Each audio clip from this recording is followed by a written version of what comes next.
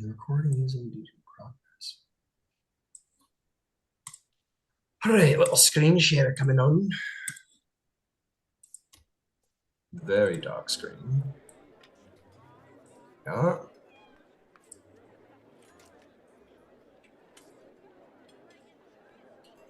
Okay, welcome back, everybody. Welcome back. Let's see what happened last session. Plenty of stuff, actually. You guys landed finally on the planet of Thessalis, the central capital-ish planet of great space. Here in this wonderful city-state, you guys all decided to sort of divide and spend some time out there and enjoy yourself. Many things happen.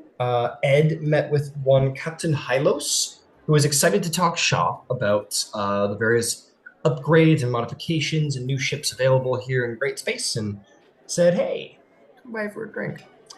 Arendil and Bisan were blessed by Artemis when they found her altar in the woods and paid respect to their little furry companion, who decided to stick around and hang out with the group. Chaplin, Ed, and Etharrith had a night on the town. They debated in the Lumina Argo and were invited to a debate of difference on the divine and arcane magics by a more learned and aged philosopher here known as Philocrates. And the party was blessed by Athena for their intellectual debate. They went to the Phalite Revels section of the entertainment district, the sort of back streets off Broadway sort of style of place. And they bought some potions, or more like potion shots, they were called, sort of like fun little things to drink for a night, from an individual by the name of Phemius, who was sort of a long coat dealer of strange things. What else? What else? Oh, yes. Bisan went to study the stars in a meditation chamber, dragging along her Githyanki companion.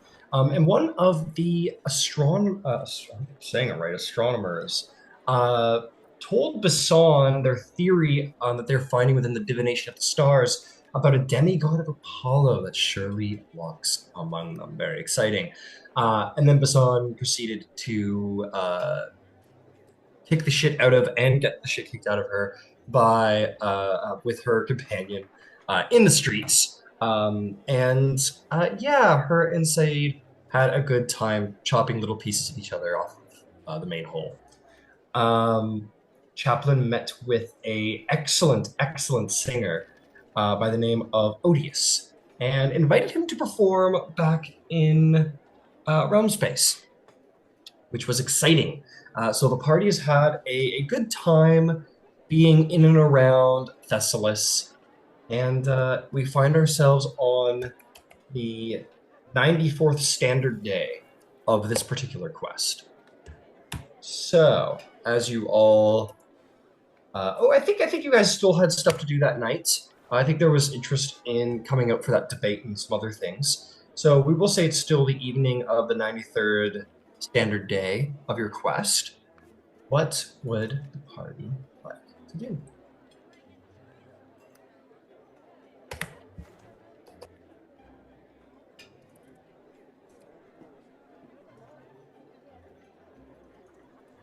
I don't have anything planned as such. I was just going to tag along to the debate and see what was going on there.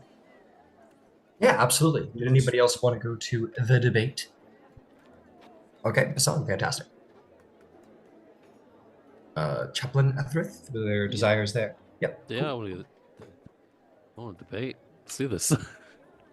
Let's debate. Fantastic. So, I gotta pull up my Thessalis lore. Excellent. So, you guys will make your way there.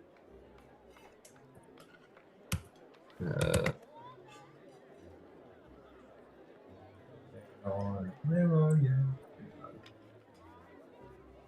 No, that's not it.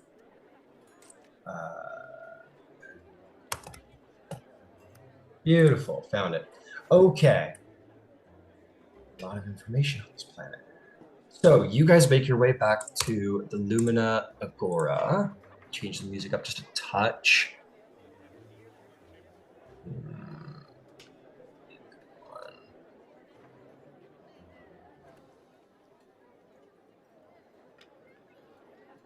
Hmm. Sure, why not this one? I don't even know what it sounds like. Okay. Oh, that's kind of interesting. Yeah, sure, we'll do that. And it's going to be town right now because we are moving into the evening. So you guys make your way through the entertainment district, and there we are. And you find yourself once more in the Lumina Agora. Nestled at the Artisan's Quarter is this place for creative intellectual meeting of minds. A number of younger philosophers sort of, are here and there. I will remind you that you were told that on this planet, wizards are more commonly known as philosophers and are considered to learn their skill in arcane through the power of philosophy and debate. And so you see your old, I won't say friend, but associate, Philocrates, who sort of seems to be managing everything, and all the people sort of file into the Agora to take their seats and prepare for the debate. People have scrolls. Bisan, you would recognize a number of unique spell books in the hands of many of the people present. But they look more like sort of really flat stone tablets, really. Um, yeah, and you all sort of file in. You guys all grab a seat, presumably. Cool. Um, I was gonna say, and sure, go ahead. I will make my presence known to Philocrates. Absolutely. You're sort of filing in. He talks to many people. He's sort of like the guy in charge here. And what do you just want to like catch his eye, wave kind of thing? Yeah. Yeah, okay, fantastic. And so you do. You just kind of like get into his eye line. He sees you, and he'll kind of bow to you, like, give you a little like wave and a bow and respect and a thanks for your coming here. Um, you all grab a seat, and everything begins to grow quiet as the debate begins. Hippocrates will say, "Welcome, welcome, welcome all who have come to this wonderful evening here in the Luminous Agora. And we come today to expand our understanding of the arcane magics. It is the duty of we philosophers to understand the universe, grasp onto its concepts, and utilize it for our own magical purposes. And in order to do that, we must understand the nature of magic. And how better to do that than compare the two grand sources of magic? Well, that is exactly what we will debate, if they are indeed just sources or not. Let us come together, meet in minds in camaraderie and common cause, and come to understand the nature and difference between divine magic and arcane magic. And so I shall begin the debate with this. I use the word source.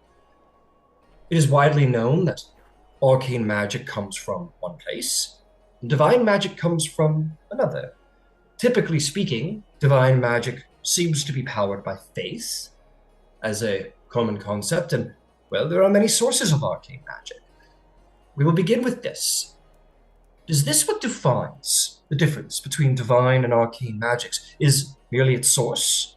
Or is there something deeper within? Is it the arithmetic of arcane that is more discernible, the rhetoric surrounding divine magics and its miracles? What say you? What is a good place to start in its difference? Perhaps its source? Who would like to be the first to step forward and begin our debate interest? A number of hands go up in the crowd. Various people who want to come forward and join the debates. Would anybody from here wish to put their hand up?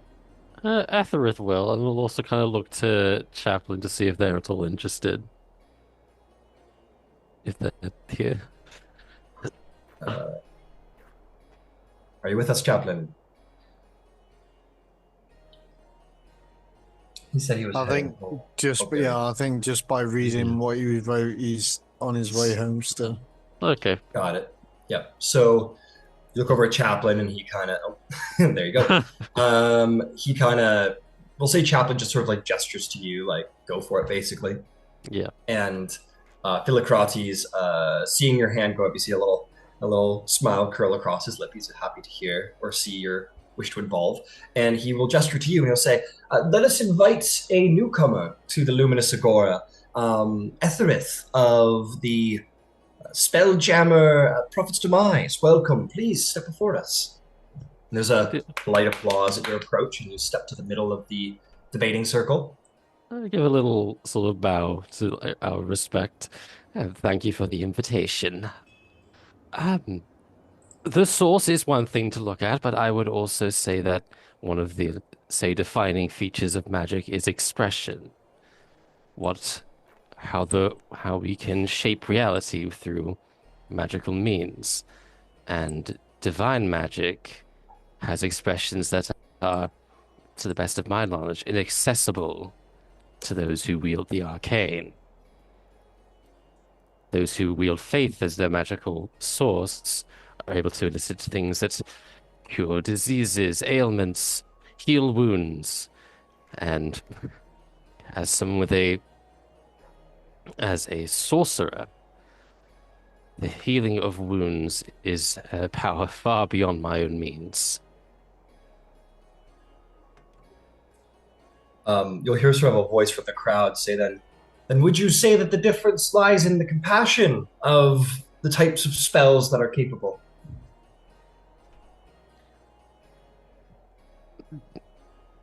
Compassion. Well, if that were the case, then those following gods of a, shall we say, morally corrupt persuasion would perhaps be incapable of bestowing healing upon their fellow followers, but I would not think that were the case. Some people in the crowd look like, oh, like most people are like very interested and intrigued by what you say. Um, Philocrates will sort of speak and say, "My good friend Ethrith, you make a very fine point. Feel free to educate the listeners here. It sounds like you perhaps have more experience with higher level magics than many in these seats." Well, when you've been fighting for your life out in the astral sea, the necessity of acquiring magics of greater and greater power becomes quite evident. I'll never forget facing down a lunar dragon and realizing that the only choice was to flee. I can only hope that perhaps next time I'll be able to hold my own, but I digress. I have a companion with me, a follower of a god perhaps you're not familiar with, a god from a different realm. Glitter Gold.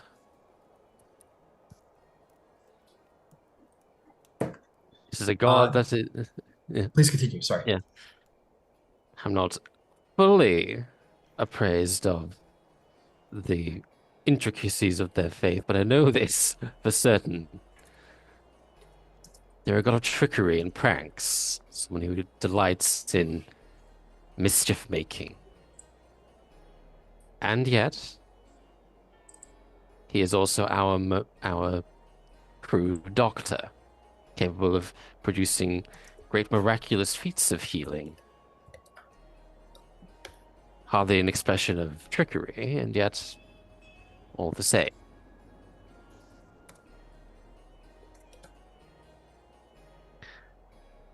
I posited to say that even if a spell may not lie within the specific domain of any one deity, the cleric would still have some degree of free will in how they wish to express their faith through magic. They're not restricted.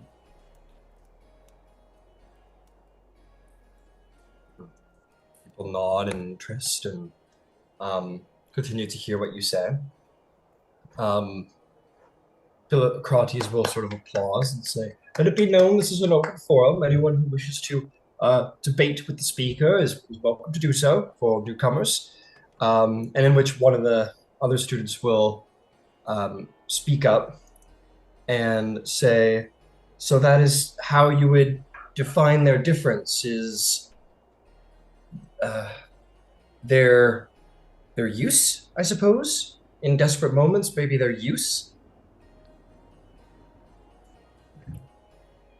Certainly, those who wield the arcane, those who wield the divine, have different areas in which they excel, healing being one such example. I would also say the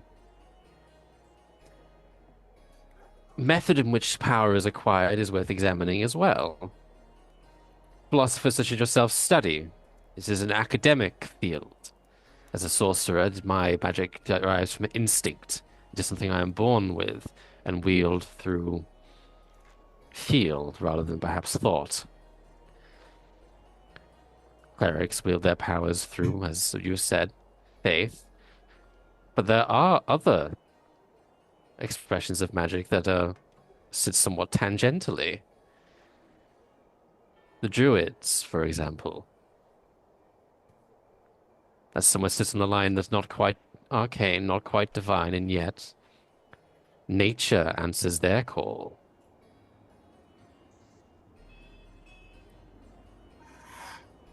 And I think Philocrates will say, and that is an excellent point, which may bring us to the next portion of this debate. Many would note that, as pointed out by our good astral traveler, that the divine magic often stems from the gods, if not just faith, and the arcane indeed from study or magical circumstance and such as in sorcerous ways. Question being then, in that case, in helping us to define the magics of nature, the druidic magics, they are separate almost, or are they the same as divine magics, perhaps? Different spell sets, perhaps, but are they not one and the same? Divine magics and from a cleric, and the druidic magics from, well, druid. One would think so, and yet, again, expression. Nature bends so much easier to a druid's magic than to mine or anyone else's. I would posit that perhaps a good way to define it would be expression, maybe is the wrong word, but whenever one casts a spell, they are making almost a request of reality itself to bend to their will. And I would perhaps posit that, depending on what manner of spellcasting you're using, perhaps we should call it maybe the middleman in terms of who delivers such a request to reality.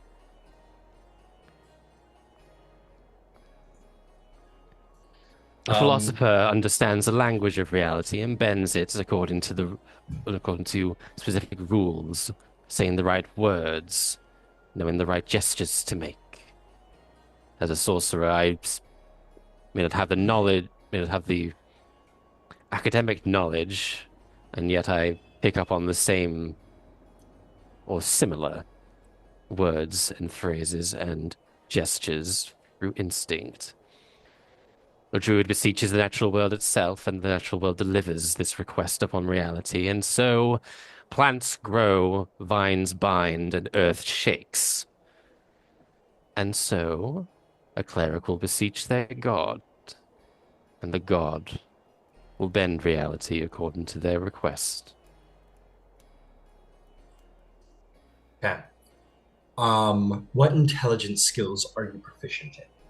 Arcana and religion. Arcana and religion.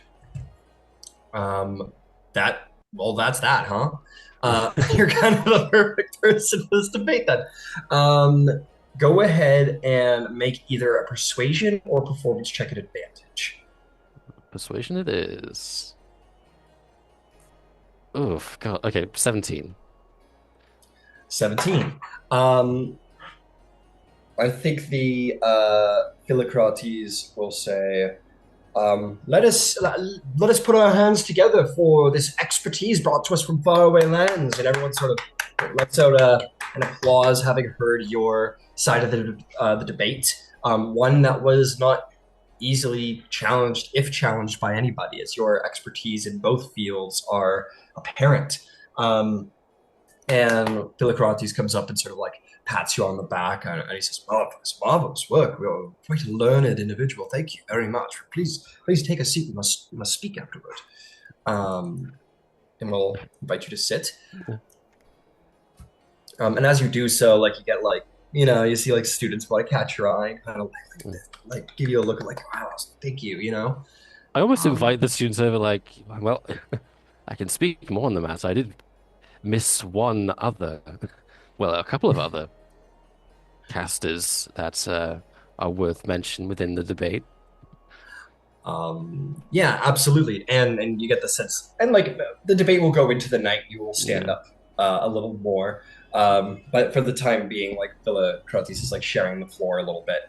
And he will say, excellent work. What an expertise of both regions. It is a delight to hear, and I'm sure we have all learned much. I would ask if there are any other speakers who would either wish to counter any of Etharith's points in this debate, or would like to bring forth their own philosophies regarding the difference between arcane or divine magics. Anybody? A number of student hands may go up, or not many, only like one or two. Would any hands go up from Bisan or Arendil?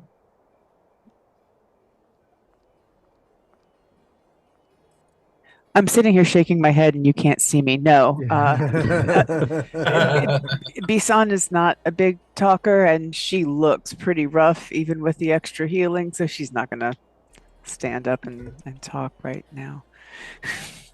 Okay. No, understood.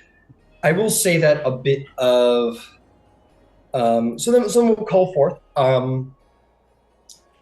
one or two sort of cheeky students stands up and tries to like almost like one of them does so in arrogance, the other does so in a sort of like respectful devil's advocate sort of way.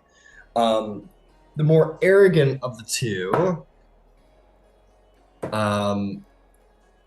he has some decent points, but nothing, when challenged, nothing that he could like, he stays confidently to it, but like, people don't really buy into it intensely, but they show him respect regardless of his own arrogance.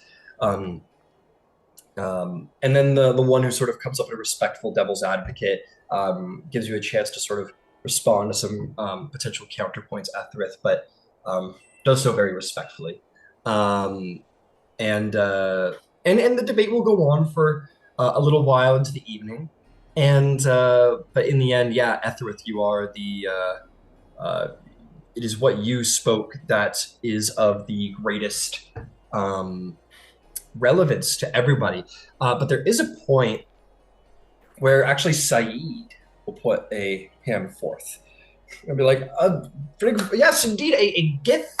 Yes, welcome, please. And Saeed just sort of stomps up, folds his arms, and he goes, you all debate the difference between the arcane and the religion. It is a useless endeavor. And there's some people who are like, oh, he sort of like makes them a little upset, and he says, for you forget to bring point to a far more important source of magic.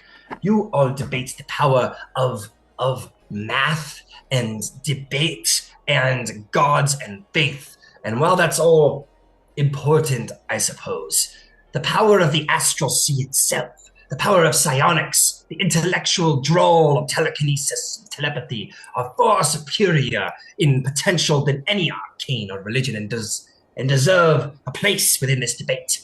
And there will be get the Gith off the stage. No, I'm kidding.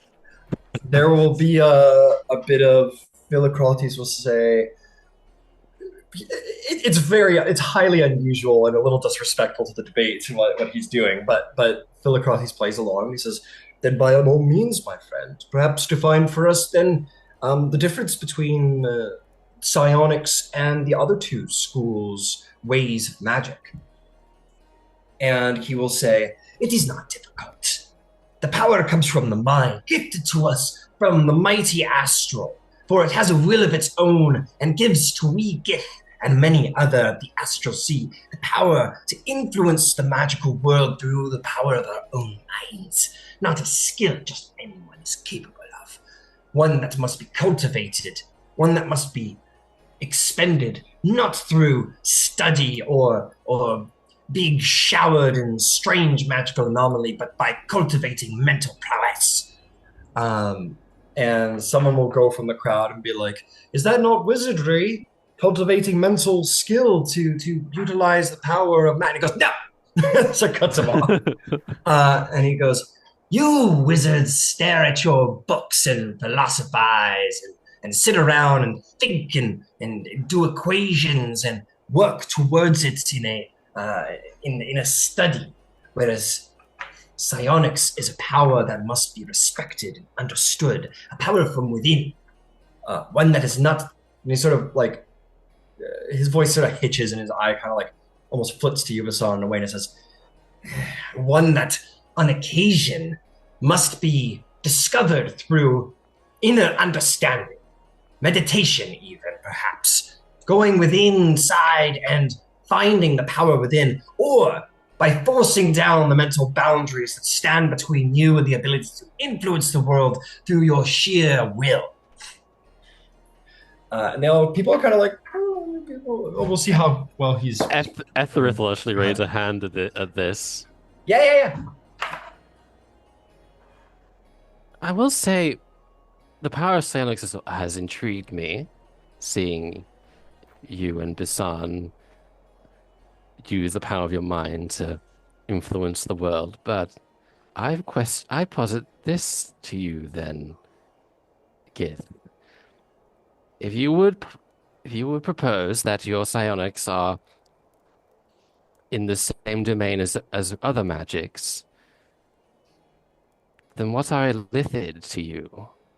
Are they perhaps masters of psionic magic? People kind of look and like, he's giving you the stank eye for that, for bringing up the great enemy.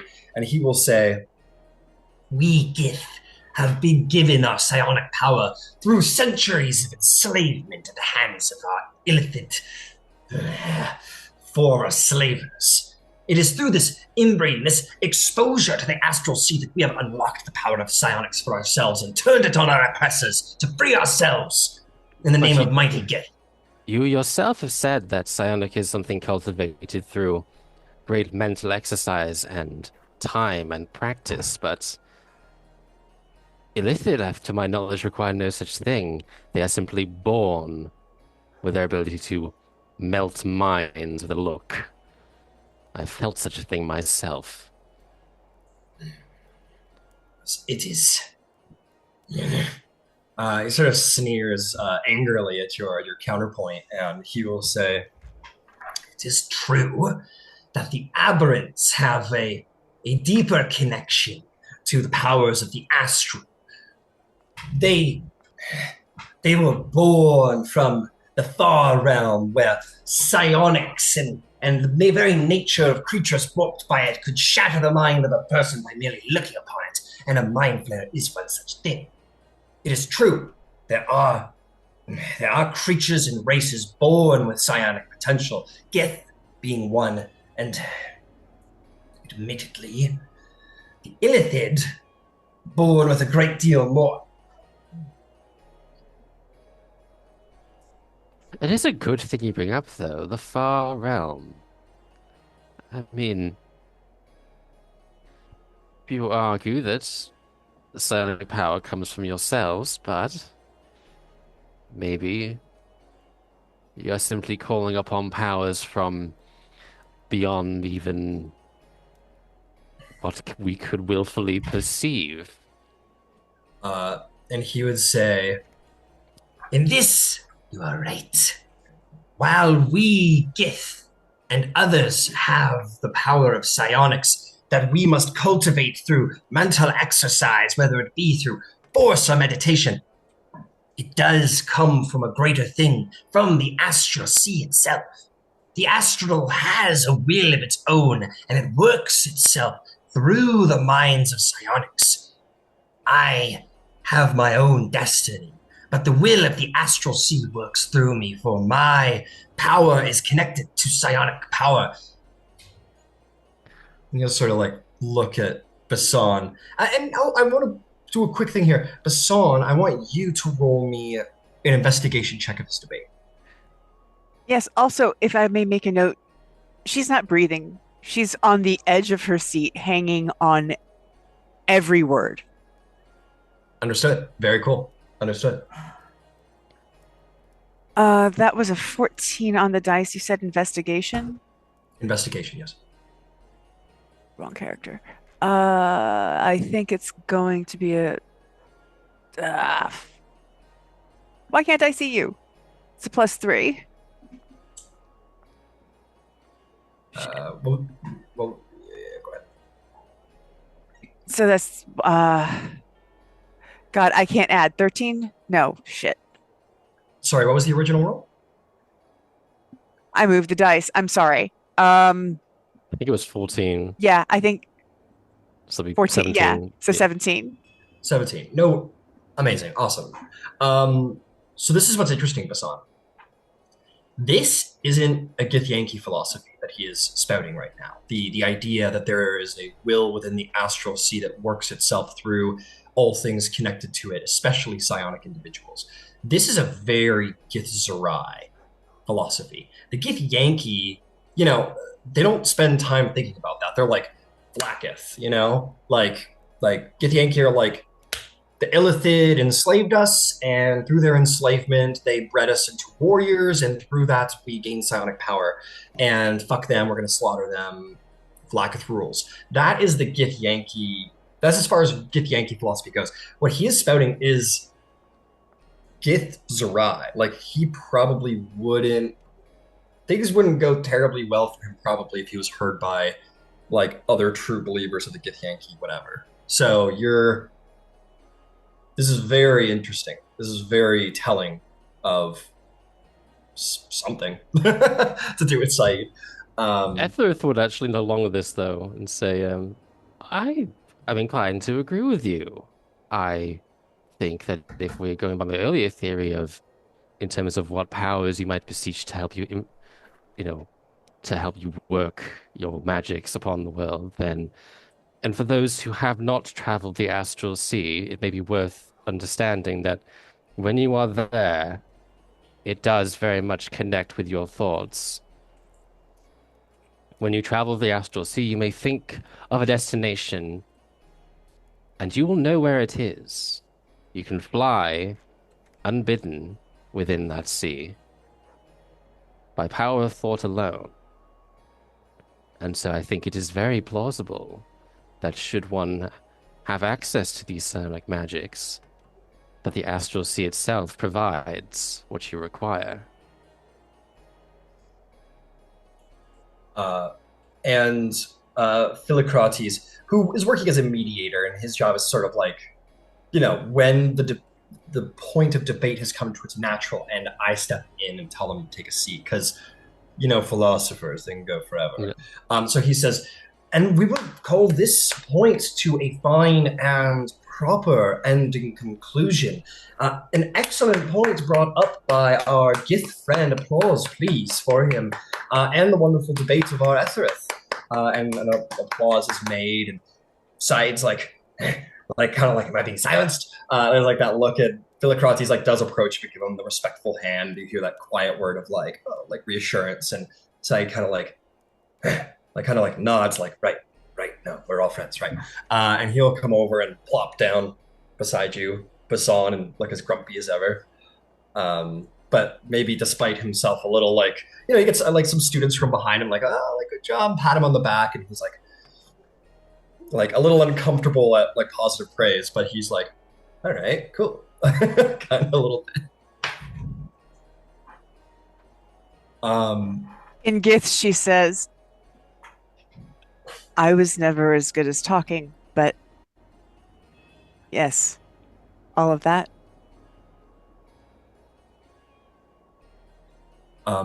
And then he'll kind of like there'll be like a pause, and like he almost like he's just gonna be so chill and not even acknowledge it.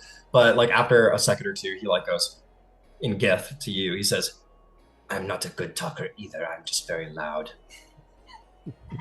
And After all, like, so that, the manner in which you delivered your opinion might have been construed as aggressive, but the content was very intriguing. I wouldn't have stepped in otherwise. I was impressed by your thought process.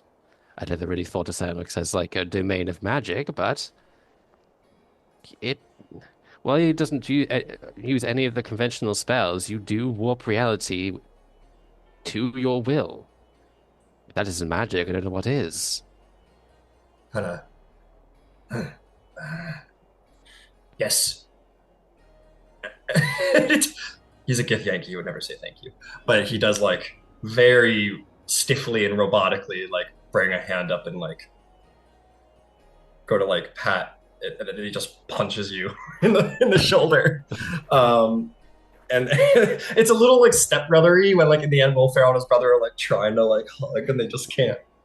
That's kind of his vibe where he's like trying to show like fellowship or whatever, and he just ends up punching you in the shoulder, and that's what comes out.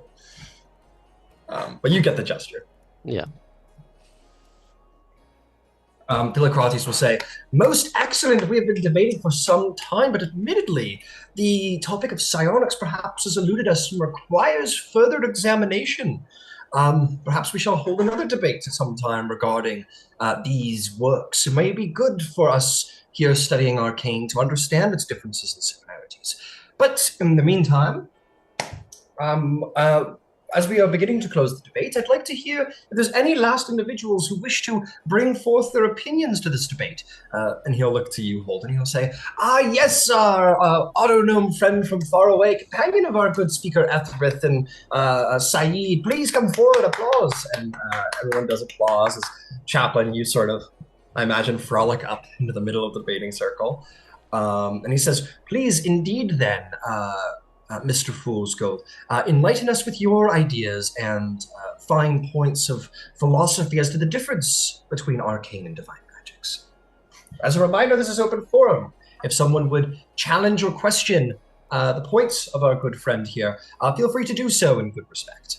And he will give you the floor, and there'll be an applause and quiet in preparation for your words, Chaplain. Silence spells! Turn them off, players. So I'm not. Stop pranking them.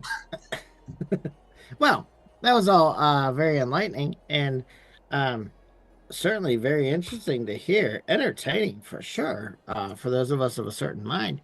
I couldn't help but as I was catching the last part of that, feeling that there's a common thread that seems to weave through all magics that involve the acceptance and understanding of some sort of higher power, something external, something greater that we pull from in order to make these magics happen.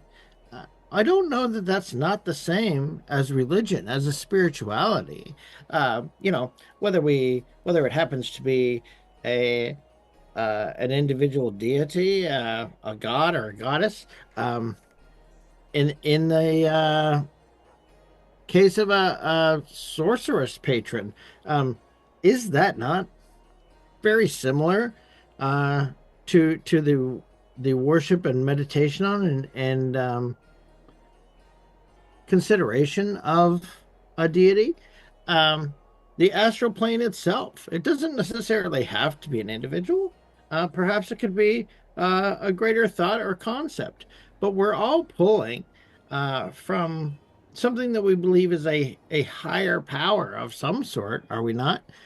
In order to channel that, to better understand it, to meditate on it, and to deliver it in sort of a funneled fashion uh, to people who are not quite as connected. One and there's or not applause actually, so they're being respectfully quiet. But you do see a number of students who are like taking good notes and listening to what you have to say. But you do hear a voice sort of ring out from the crowd and says, "With that same philosophy, could it not be said that the arcane magic pulls from a greater entity? Is the weave of magic itself perhaps not a deity much the same?" Absolutely. Would we not consider pulling from the weave, understanding the weave, being able to feel it, take it into oneself, knowing that it comes from a greater, much broader source that a mortal or even immortal being cannot fully comprehend or fully harness, but pulling from that and funneling it into something that's more fitting for our existence. That could certainly be considered a religion, could it not? There is interest and people continue to write, and you hear like one sort of voice from the says, one voice from the crowd that sort of says, "Leave it to a cleric to think everything is God," and everyone's sort of, oh, there's a little the crowd is like, "Hey, you be quiet, whoever said that. Be respectful to our guests." And one person says, um, let me think. What does he say? He says, with respect, good speaker, when I use the power of wizardry of arcane, it is I that is pulling on the threads of magic. But is that the same for your magics as a cleric? Do you pull on the threads of magic, or perhaps maybe is it something granted to you in exchange? I think, and for those who don't know, I'm a follower of Girl Glitter Gold. I'm what's considered a glitter bright.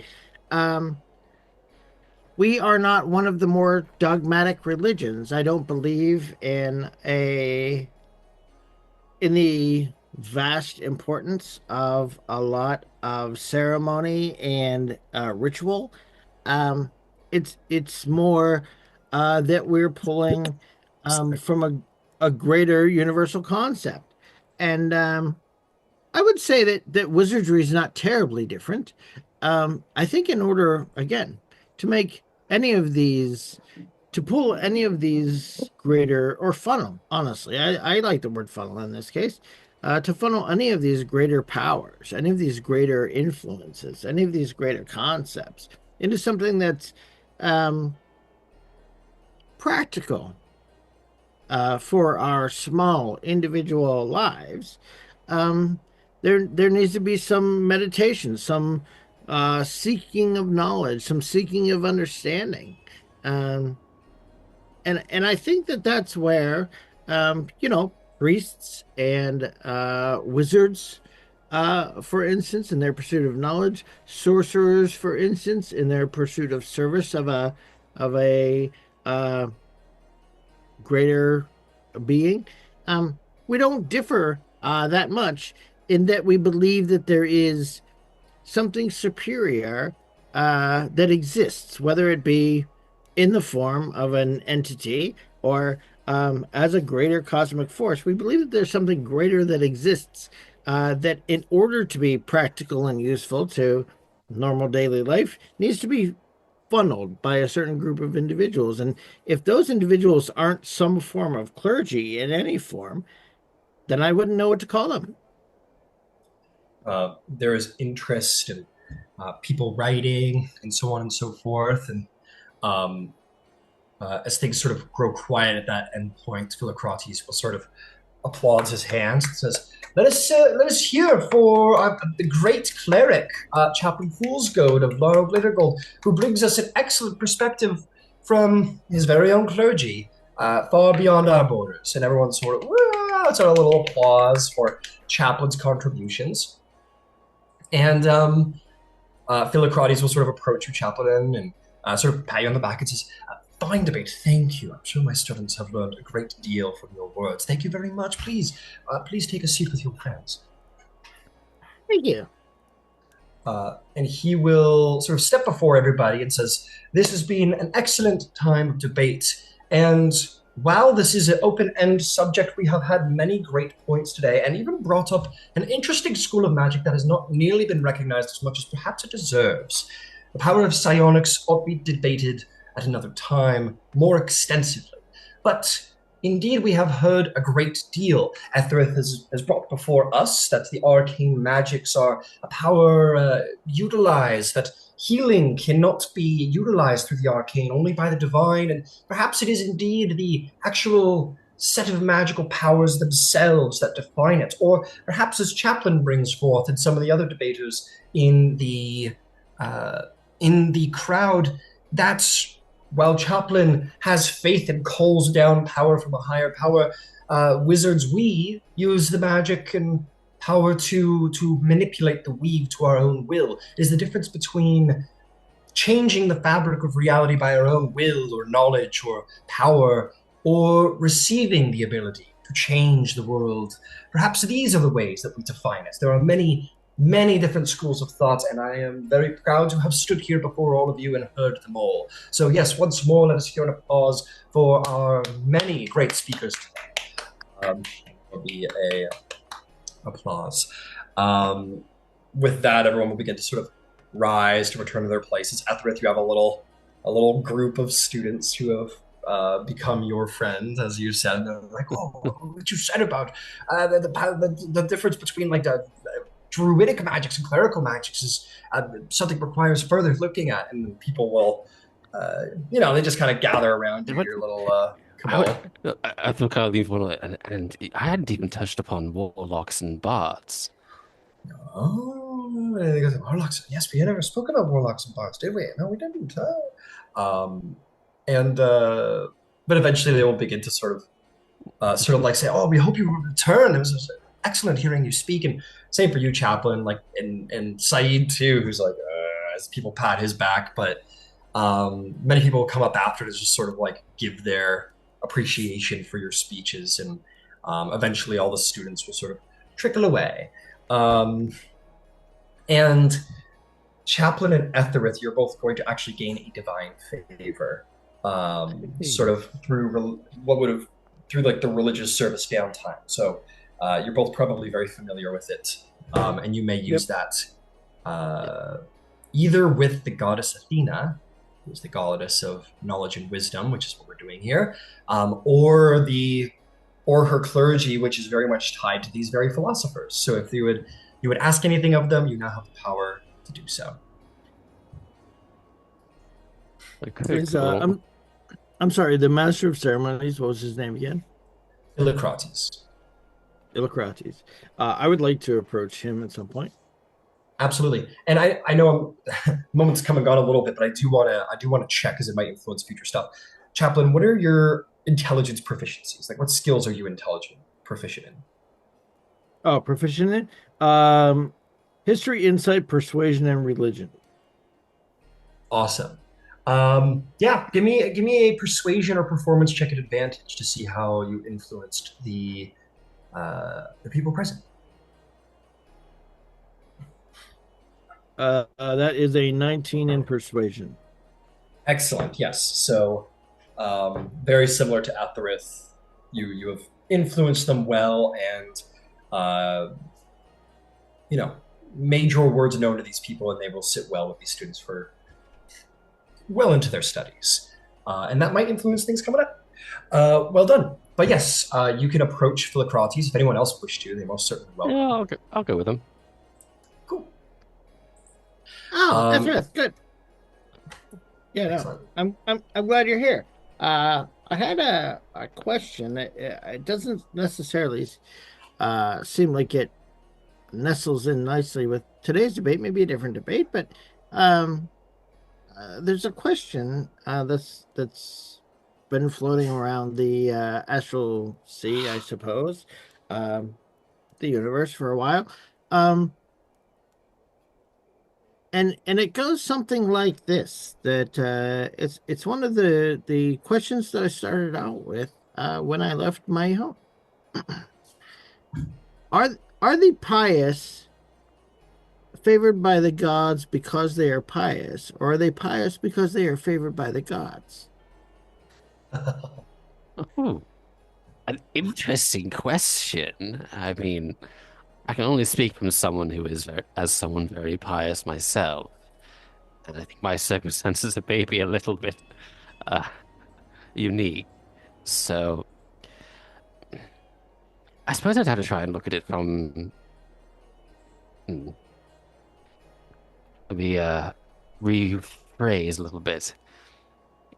I suppose a good example of a explicit contract would be the relationship between a warlock and their patron.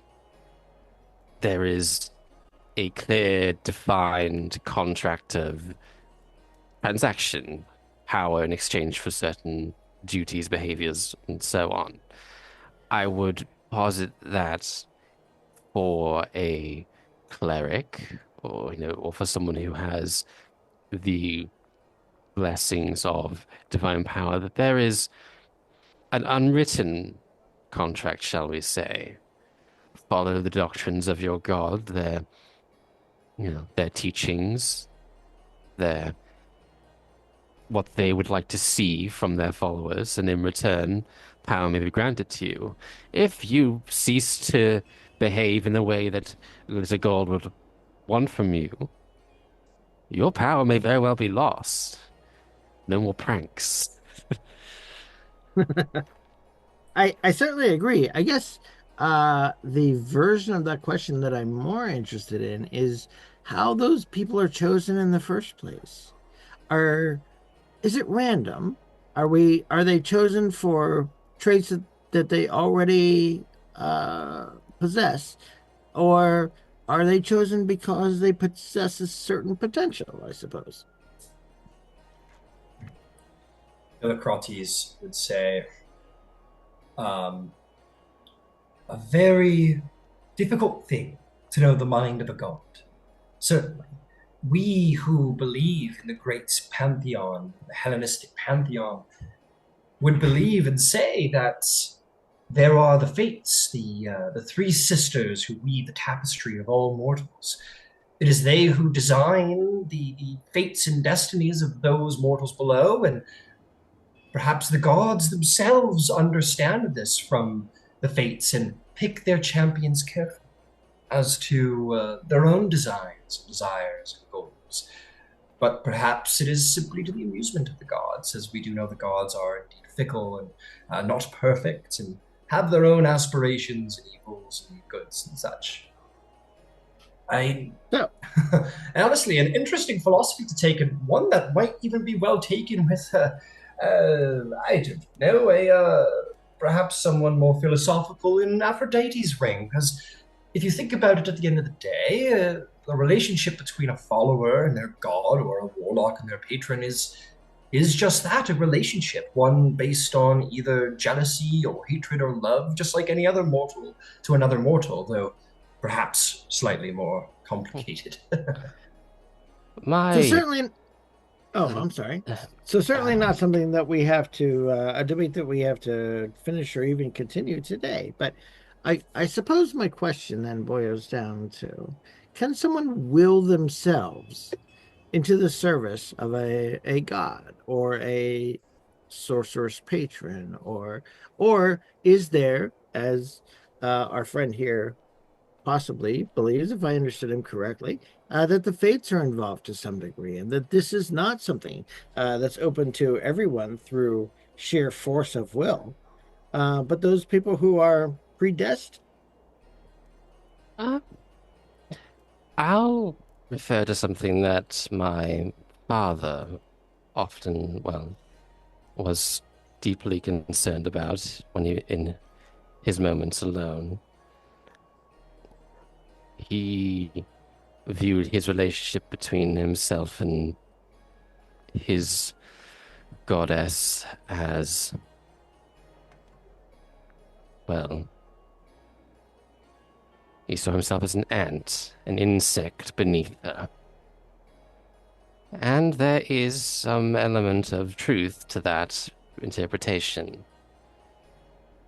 We, as mortals, are infinitely numerous, and yet so small to the gods.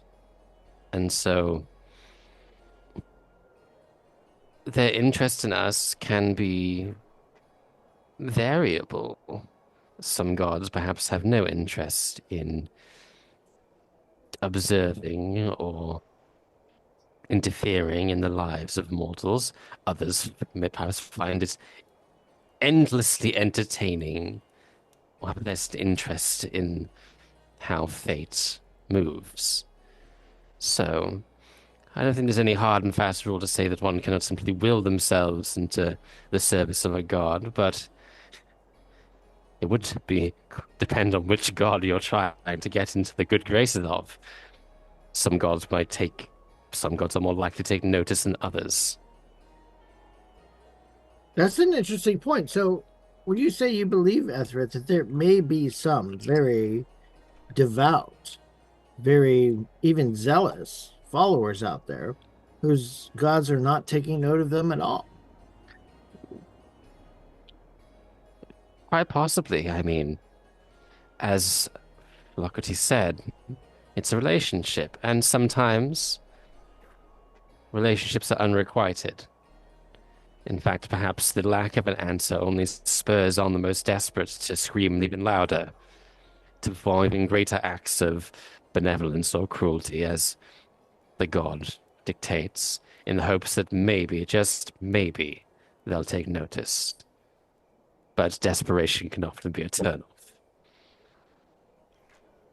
And at this point, Chaplin will bow his tiny golden head and say, "I Etharrith knows me and knows that my definition of entertainment and amusement can span far in the more less sophisticated direction. However, this has been very entertaining and very amusing for me. And so I appreciate your time and your thought, gentlemen, and the entertainment that we have enjoyed here in this square."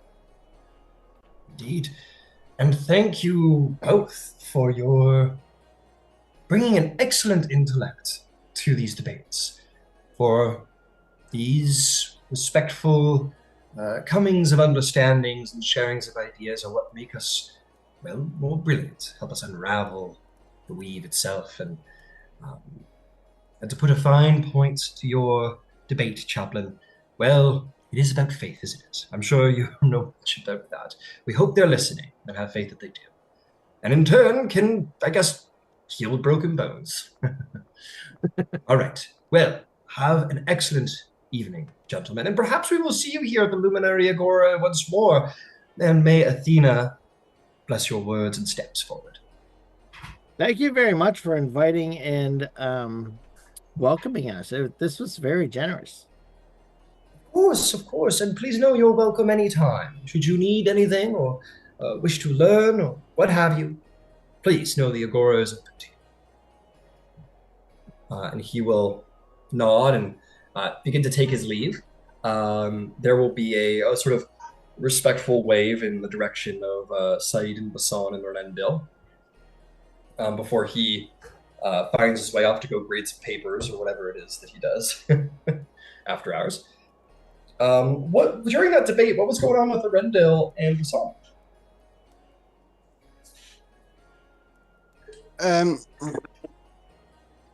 Although Arendil is quite religious within his own way, and with the Twilight Rider, his thoughts on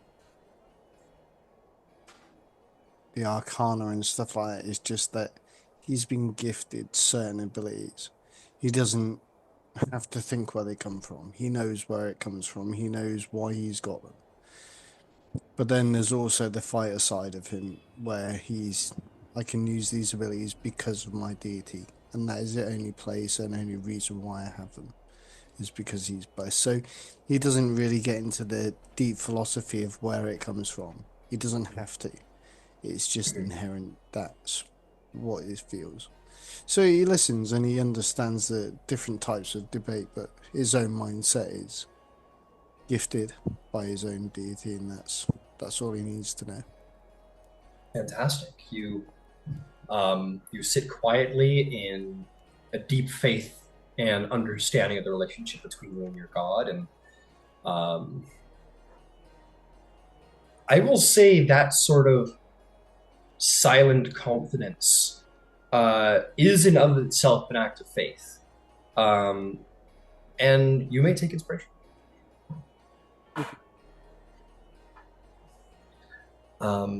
Excellent, fantastic. Anything for you, Bisan, before the party unites to do whatever it is they want to do next?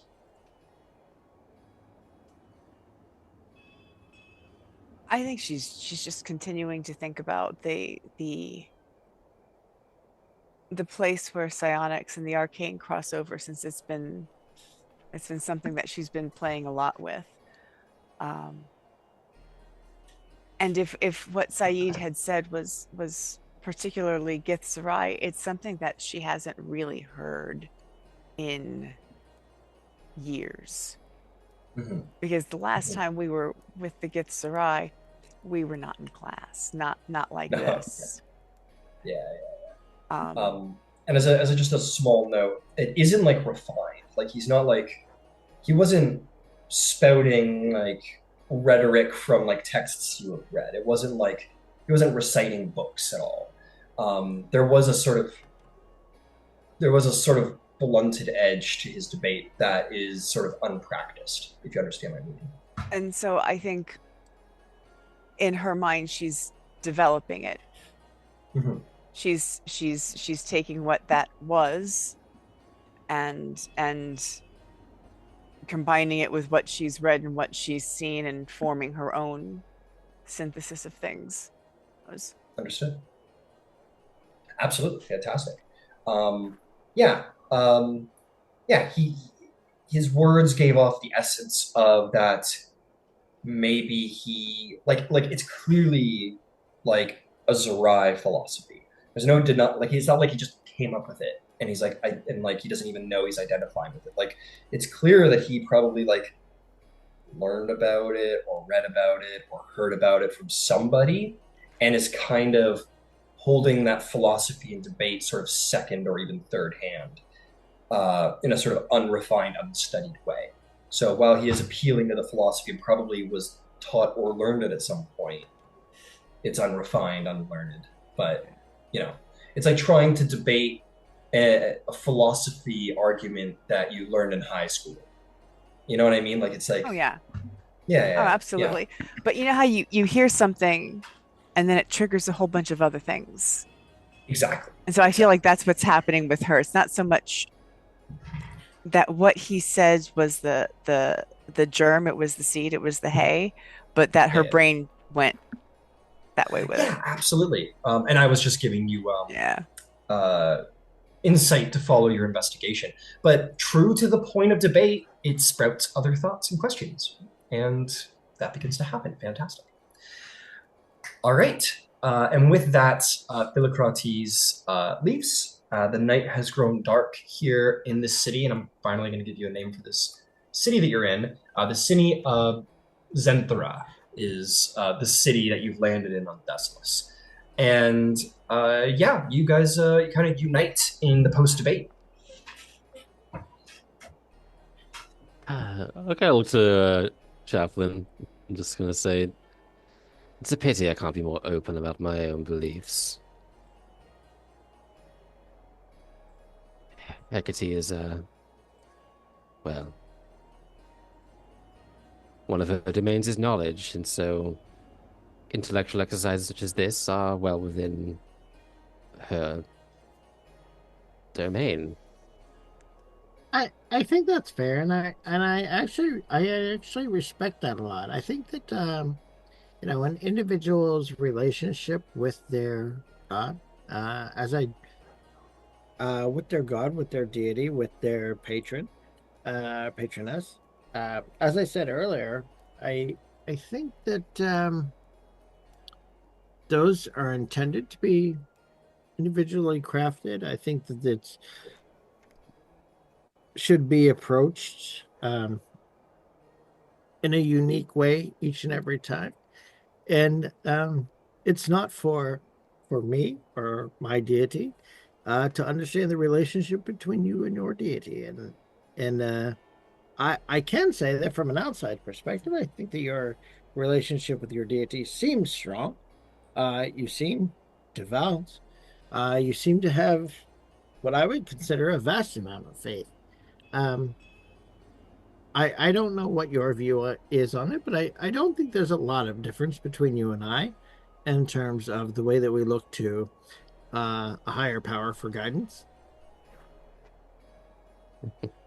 I suppose the defining characteristic would be the differences. I follow a god that's considered to be, well, evil. Were I to Well, were I to state my faith openly, I would be thrown out of this place within a heartbeat, I suspect. and those my assumption is are constructs of a a much more limited understanding uh, contributed or a attributed to um, you know mortals, I suppose, if you want to call us like you and I. To be honest with you, Etharrith, and I don't know that I've necessarily shared this with anyone yet, but the reason that I was constructed was because um, my maker's relationship with Garl Glittergold was not accepted in the culture that they were in. And much like yours, it was frowned upon, looked down upon, seen as evil, mischievous, disruptive, and so here I am. So I'm not completely unfamiliar with the idea of a belief system that is seen as unsavory to the group that I travel with. Hmm. Well, I appreciate that. I would always argue that in any, let's say, pantheon, light cannot exist without some dark, and those of us who would turn to the darkness do not do so out of some irrational malevolence or desire to destroy. An evil god would struggle to gain followers if it were such the case. I have an unending respect for the idea of balance and of cycles, and we've run into some folks over the time over the even the short time that we've been together, who deal uh, in those cycles, right? The are more nature oriented folks understand that there is a summer, there is a winter, there's a time for life and rebirth, and there's a time for decay and for death. Um,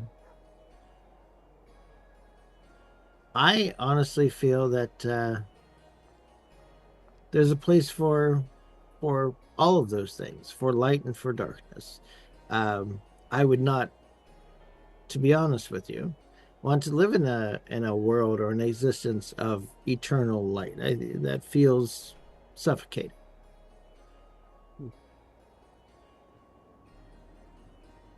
There is an argument that perhaps my faith in Hecate is something she placed in me when I was created, but at least within myself, it feels more like an echo of a past life, something that is perhaps the one sort of lingering flame of familiarity. It's the comfort. And I know that my faith, the core of it, lies in mastering one's own fate. It's one thing to follow a faith that perhaps encourages selflessness, benevolence, and self-sacrifice. But for me, there may have been a time when what I needed most really was more of self-advocacy, caring for my own needs, and evil is often characterized by selfishness, but sometimes everyone needs some honing of their own selfish needs. Received and not only understood, but I feel like I'm able to offer a bit of empathy here. I am, as you know, and I will say, a service bot. I have always had, since I can remember, the very, what seems to me, loud and guiding voice of Girl Glittergold in my head. And I do admit that it sounds much like you. Like I have to wonder sometimes, what is the difference between Chaplin Fool School, the individual, and the Glitter Bright of Garl Glittergold?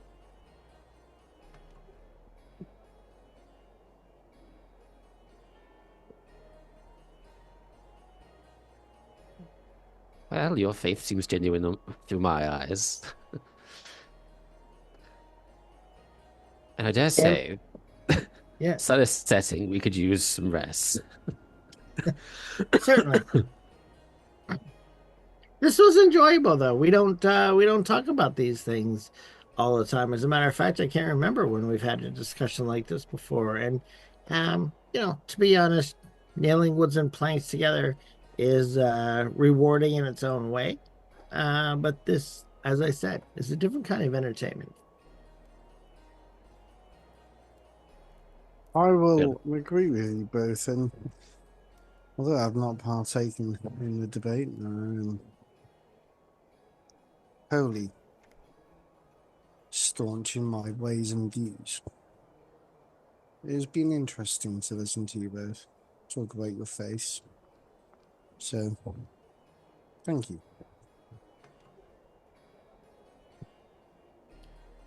Excellent. With that, the party can set off.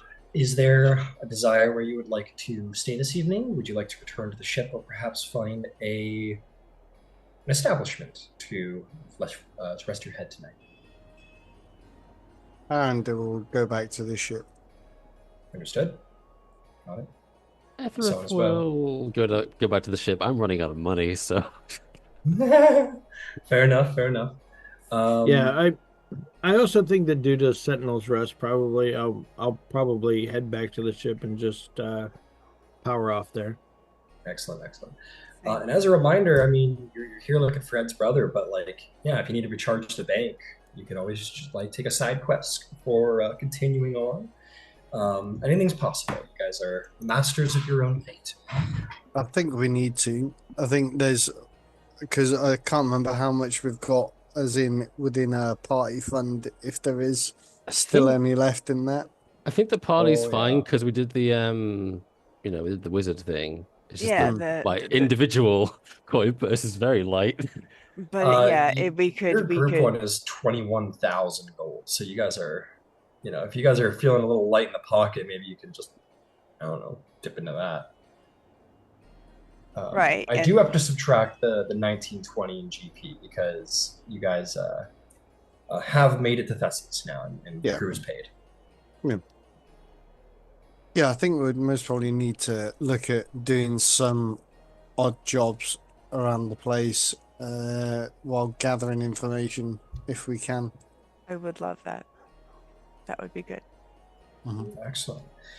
So let me ask you, when you say odd jobs, do you guys mean taking downtime and working at a dock or something? Or do you guys mean pick up a spell jamming contract and working together for a bigger payout? Yeah, working for. Sorry. Yeah. I was just gonna say, as long as we're here, I'm happy to go on a group quest if we wrestle one up. But Yeah. as long as I hear, I'm happy to, um, continue religious discussions if that's something that I can get paid for, provide healing or whatever. Yeah, yeah. Pick up like a little work with the Agora. That Right. be sort of an I was thinking the same orator. thing. I think Etharrith kind of finds it quite, I don't know, fulfilling to impart his knowledge onto the students. Kind of traveling Understood. clergy type of thing for me. Understood. Understood. So, well, why don't we say you guys all settle in?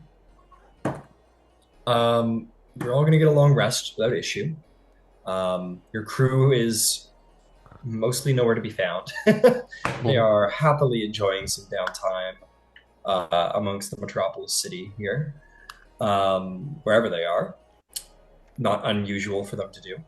Um, yeah, but you guys all get a long rest. Um, yeah, and we can say, and yeah, we'll just continue to pick up the chronology as we go, and you guys can wake up the next day and do what you wish to do. And that might be going and hunting for quest boards or people who have jobs. You have a pretty fancy ship, so maybe you can find better work than most. Um, uh, or leave that sort of job hunting to other people and go, yeah, work at the Agora, maybe earn a little pay, earn a little respect with religion. But why don't we take our break because we're encroaching upon the halfway point? We'll meet up on the hour, thereabouts, and yeah, see if we can't track down some work. Beautiful. Cool, cool. Woohoo.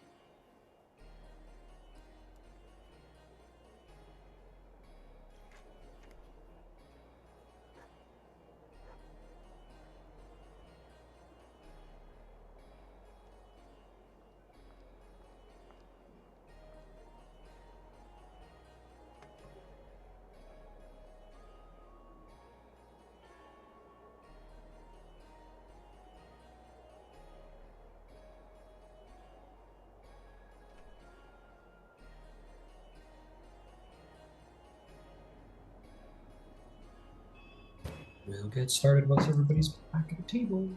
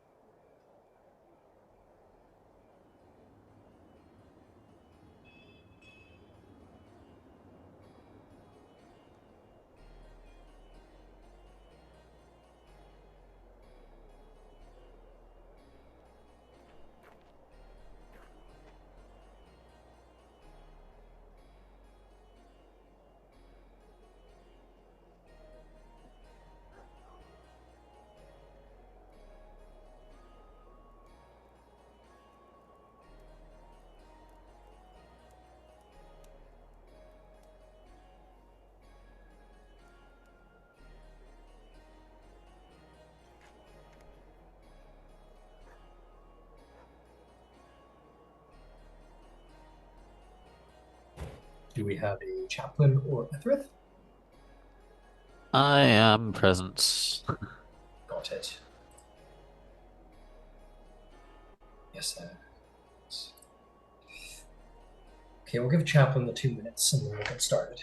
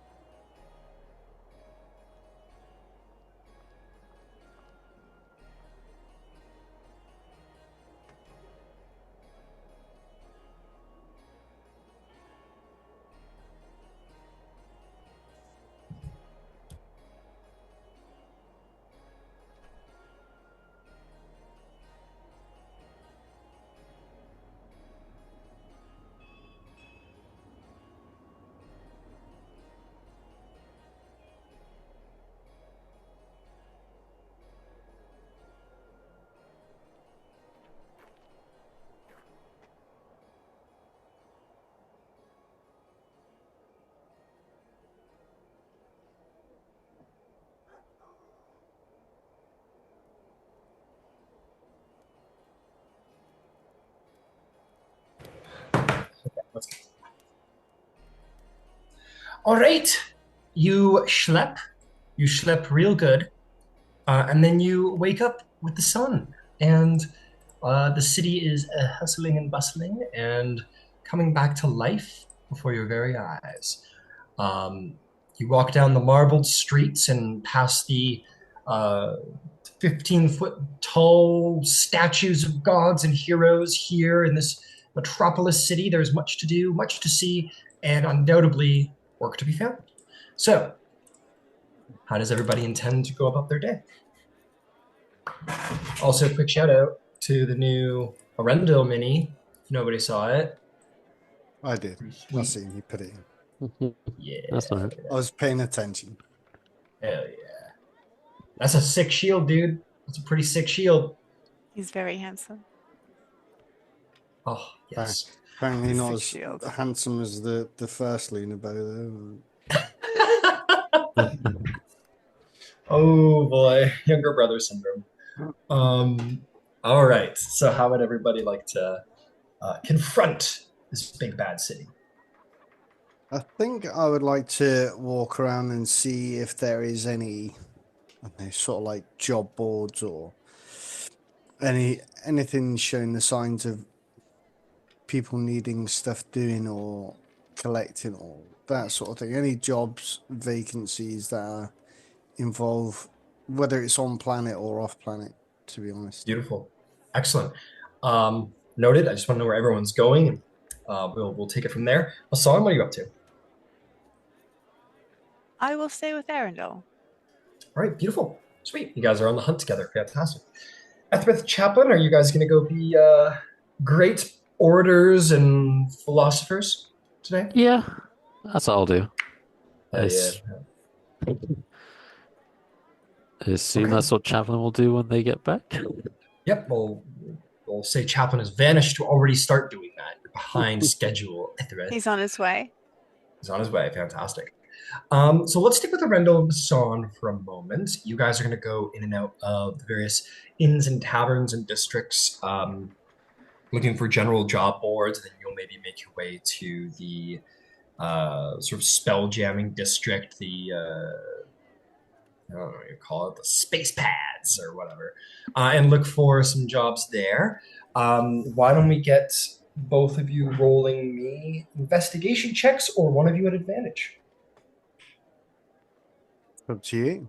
Do you want to roll one each? We can roll one each. My my intelligence is pretty good. I feel good about it. Okay. Hopefully not my famous last words. Oh, well, mine's terrible. Mine's A not 5. great. Mine's better than that. 15. 5 and a 15. 15's great. What are you talking about? 5. Arendil. You're kind of new to the adventurer life. Like, you've been in the military. You're told, you were pointed at something and you did it. You're not really like a go-getter. You're a, I mean, you are a go-getter, but like not in these terms and like job hunting terms. This is a little new to you, and you find yourself maybe following Basan's lead. Bisan, you're going to find a number of jobs. You're going to, well, you're both, Arendil, you're going to find one job. Bisan, you're going to find 3. So let's see what you find.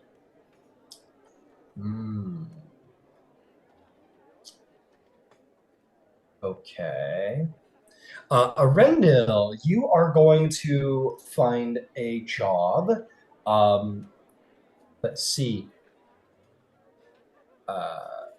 Some of the scholars of the, I gotta jump between all of my lore, the Agora, where all these philosopher guys are, they are interested. They've received word from some of those astronomers that Bisan was talking to, and they're very interested in a meteor that crashed into the wilds outside of the city here. And they believe it might contain something of extraplanar origin, maybe something of value to the philosophers here in their debates and studies. Strange creatures are said to have begun to emerge around the crater. So this is called this quest is called the Skyfall Relic Quest. So they are looking for brave adventurers to brave the foresting wilds of Thessalos to seek out this meteor and anything magically interesting about it and bring it back. Okay. That is what you find, Bill. You find a couple Bisan.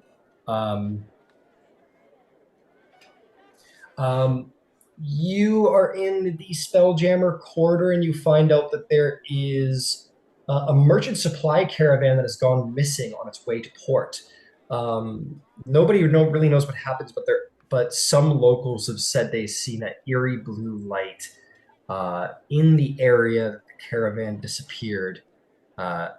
This is planetside.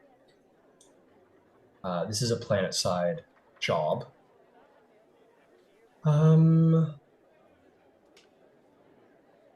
Okay, this one's a little bit more interesting. Oh, by the way, this last quest I told you about the missing supplies, known as the Merchant Vanishing Quest. The next one you find, Bisan, is one called the Mage's War Quest. Two rival guilds are waging war in the Undercity beneath Thessalos, sort of the lower district of Thessalos. There are reports of aberrations. There are rumors of strange, unstable magics being used. No one's really sure the circumstances, but these two rivaling arcane gangs are sort of in this secret war beneath the city. And, various magistrate officials in the city would be happy to see that taken care of. So that's that. There's one last quest that you'll pick up, Bisan, that is not in the city itself. It is a traveling one that will require the use of your ship.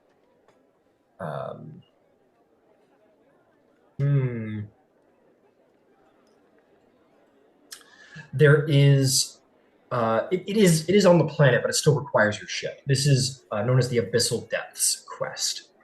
There are these ancient pre-Spelljammer ruins on Thessalos, deep below the planet's oceans, where scholars believe that an ancient pre-astral magic is sort of being brought to bear, that there's like strange arcane readings coming from beneath the water surface here on Thessalos, and they would like these ruins explored to see if there is truly any danger to be seen.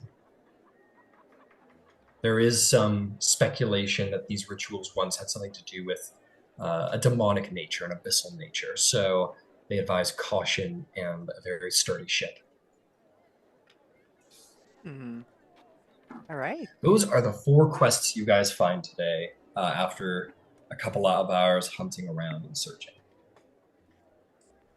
And you two maybe plop down at a nearby taverna, a nearby place to grab a drink, a refreshment of some kind after a long job hunt, and maybe you want to discuss those jobs. Or not. So I will. Yeah. I will share what I have found. So will I. So, looking at the jobs, obviously we'll need the crew for the last one, which intrigues me a little, but I'll have to wait for everybody to do their own little things. But if the rest aren't wanting to come, maybe you, me, and Saeed may take on this scholars one. It seems maybe the most innocuous one that might not need everybody to, if nobody else wants to come along. The Mage's Lore quest in the Undercity. No, the Scholar's Quest. Scholar's Finding Quest. The meteor. The meteor, yes. I agree. I agree. We should do that one. We'll find what everybody else is up to, and then if they're off doing their own little things, then we'll head out for that one. The Skyfall Relic Quest. That's the one. Huzzah. Incredible. Sweet. You guys know what you want to do. That's fantastic. Excellent. Not used to parties coming to a firm decision so fast. I'm a little caught off guard, Decisive. actually. I thought I had 20 minutes to scroll on TikTok. I guess not. Just as a question then, these quests that you've got, is there some sort of time frame to any of them, or are they open-ended as such? They're all open-ended.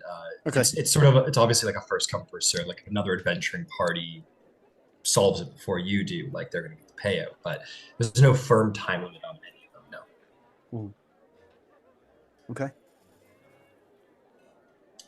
So cool. All right, let's see how Chaplin and Etharrith are doing.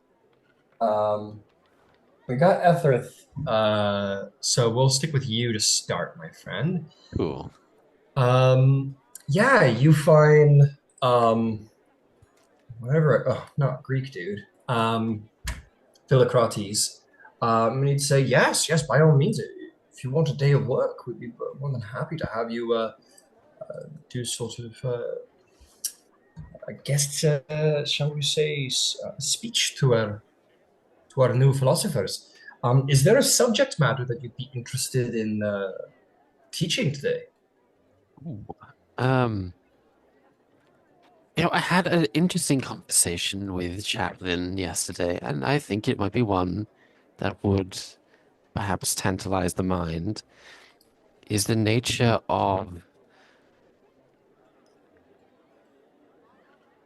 which gods people choose to worship. Which gods people choose to worship? Very well. Interesting. Do you have a knowledge? I know you're from a faraway place, and I mean no offense when I ask you, just curiosity. Do you have a knowledge of the religions of Great Space? I'm pretty sure I do. Given your connection, I'll tell you what. You at least have a base. Roll me a little religion check. It's not a terribly high DC. You already have a root in it, shall we say? 17. Yeah, you are. I will say that you, like above table, you, Nathan, can call upon what knowledge you may possess of the Greek pantheon, and we'll say that that's what Etharrith got. So he's a basic understanding of everything. Cool. I'm quite familiar, yes. He goes, excellent, good. Very well. Yes, please. And he will take you along and take you to one of the. They don't really have classrooms. They just again have these like open forums, these like small amphitheaters, and there's like a number of people sitting around, and some people sort of express excitement at your appearance, Etharrith. And Philocrates will say, today we're going to be changing the subject matter.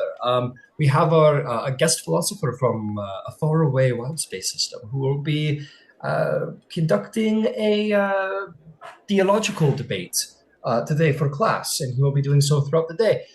So today this will be Professor Etharrith, and please be courteous to our new professor. Please, and he will sort of gesture to you. He will tell you that there is payment involved for someone of your knowledge and skill. And yeah, he just kind of like leaves you with your class. Why don't you give us a short little, if you want to, a short little like maybe what the contents are in the class, maybe a little speech or whatever you want to do. So, as you're all aware, within not just the pantheon of this realm, but the pantheon of others, that there are gods who occupy, say, the moral regions of good and of law, order, good, and then there are those that are evil or chaotic. And it may be a time where you might question why someone may choose to place their faith in a god that is regarded as evil, someone who is destructive. Have any of you perhaps a theory as to why that might be the case? A number of hands go up. I'll say there's three of them. I'll say that there is this. They're all youthful, right? They're all young. There is this like one human guy. There is this half elven girl and a dwarven woman as well. Which one would you like to pick? Let's go with the dwarf. You pick the dwarf. You immediately get wrote up for racism. No, I'm kidding. Space racism, which is different. No, I'm just kidding. The dwarven woman sort of stands up. She says, "Oh fuck, I'm sorry. What was the question?" It was why would someone choose to worship an evil or chaotic or both god? Why does she choose a nice god like everyone else? says, um, she says, perhaps people might desire. There's the easy ones where people desire power. People desire to have their ego stoked. Perhaps that there's something. There's a mystique and interestingness in associating with those, a sort of arrogance that has the individual believe that they are better than other people and not as scared as other people of stranger concepts. And to tail off on that, perhaps in a less prideful way, perhaps that society has largely regarded these gods as evil for the domains they represent. And those of us who respect philosophy are willing to not be scared of topics and try and understand them better. I would say that there is maybe an element of narcissism in following faith of a god who promises power for power's sake or to serve one's own selfish desires. Any other theories? And you'd be right. Anyway. You'd be right. You're not wrong. There's one reason. So she covered narcissism, power, and understanding. Yeah. I'll say that the half-elven woman's hand goes down, and I will say that like the human's hand stays up. And if you call on him, you'll say, much like many beliefs, it could be passed down through the family. Perhaps the family has a legacy of believing in a certain god, a religion, a cultural religion that is expected of somebody, and thus they follow what society has told them to do, and sometimes societies tell them to follow evil gods. Tradition, community, culture is also a potential reason, although when one would ask the question, how does such a community arise? If a god is of a domain that is of destructive nature, it seems almost oxymoronic to think that a community could be created and even thrive to have generations. I want you all to consider that faith is often it's born from a need for a miracle. After all, isn't that what the divine provides on occasion? Miracles. And sometimes the miracle that is needed, I emphasize need here, because not all needs are born from benevolence. I suppose a good example is if your life is threatened by another, and you beseech the gods to smite your attacker. A goddess of light and love and good will not always answer. And when someone feels protected by a god that is otherwise regarded as perhaps evil,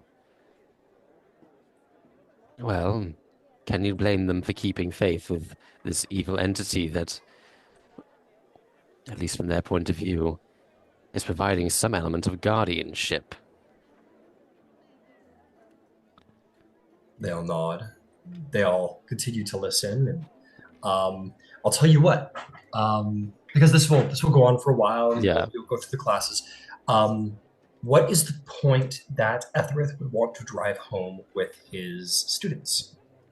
The point after all the home is that often, like, it's almost kind of naive to think that if so, an evil god would not have followers if they were just like evil for evil's sake and would just kind of, would just kill people or do some horrible things because there's no merit in following that. That doesn't make any sense. They have to offer something, and not everyone is like a selfish, narcissistic prick who just wants to. Some people are, and that's like a justification, not necessarily a good one following one, but oftentimes, such as in Etharith's case, there is actually hidden beneath kind of, I guess, the ruthlessness of some like followings that there are some valuable teachings that can be found in darker gods that lighter ones just do not have. Absolutely. Okay, make me a.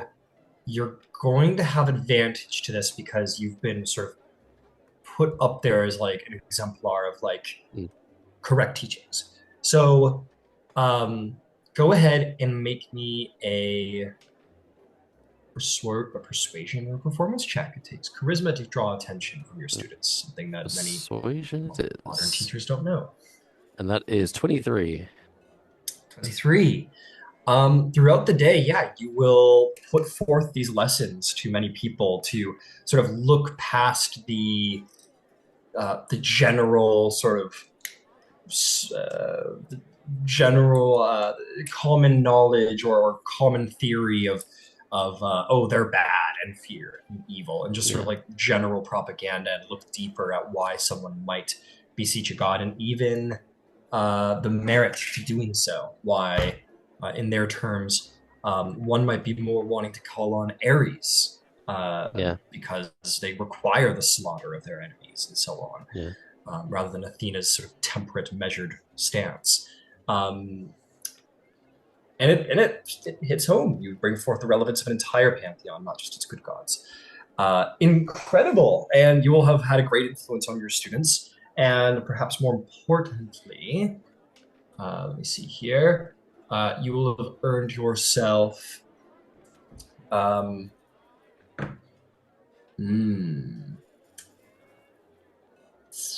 will say that you are going to make 5 gold today, which is pretty. It's a pretty good salary for a skilled worker for a day, which is usually 2. Yeah. Incredible, Etharrith. Well done. Chaplin, did you want to be a philosophy teacher today, a theology rhetoric teacher today? You did? Sure, absolutely.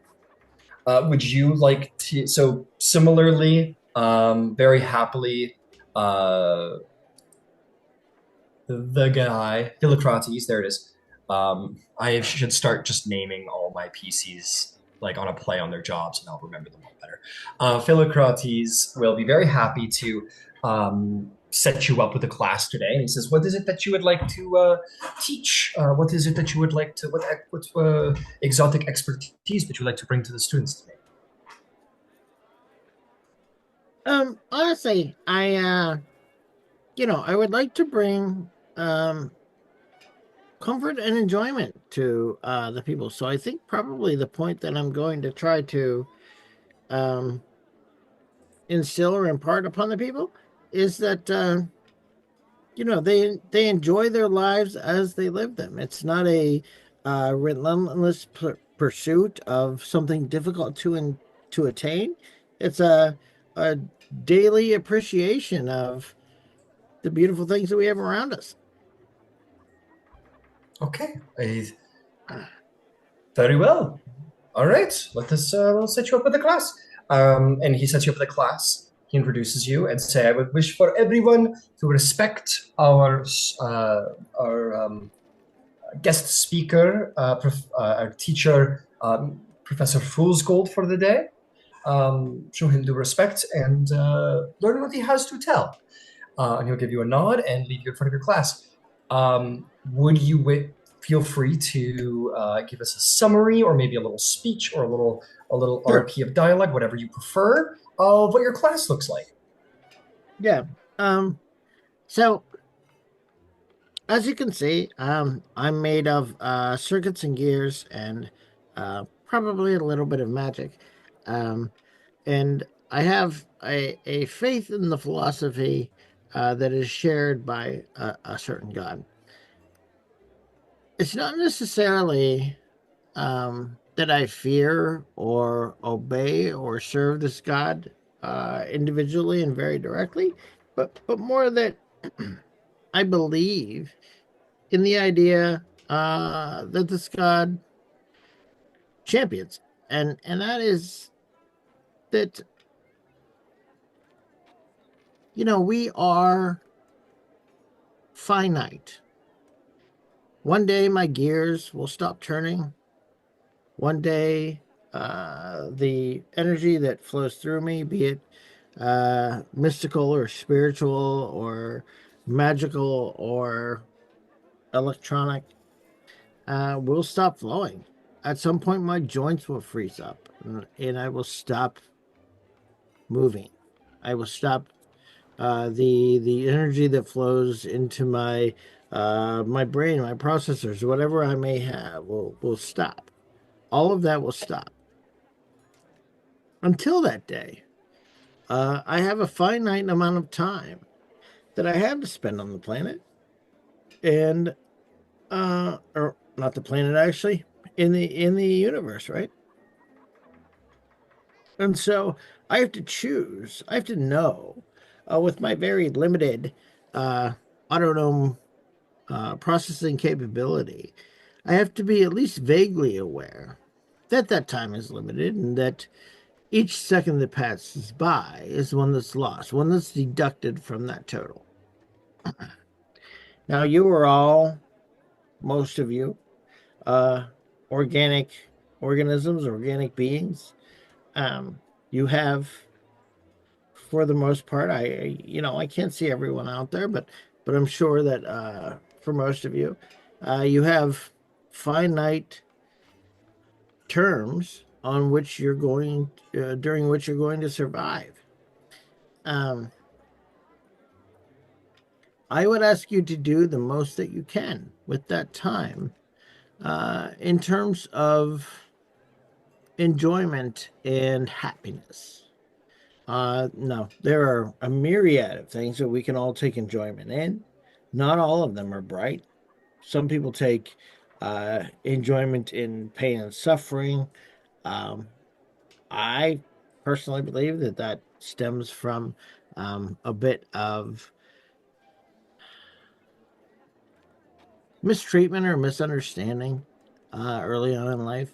But regardless, uh, we all have a limited number of days that we can enjoy our existence until that existence ends. And that is somewhat the philosophy of my God. But it's not because of that God that I'm tied to that philosophy. It's more because of that philosophy that I'm tied to that God. I believe that with each and every day and every moment that we have here, we ought to spend that time enjoying ourselves as living and functioning beings. Um, the moments that we spend worrying about the future, the moments that we spend regretting the past, are present moments that are sort of lost to ourselves.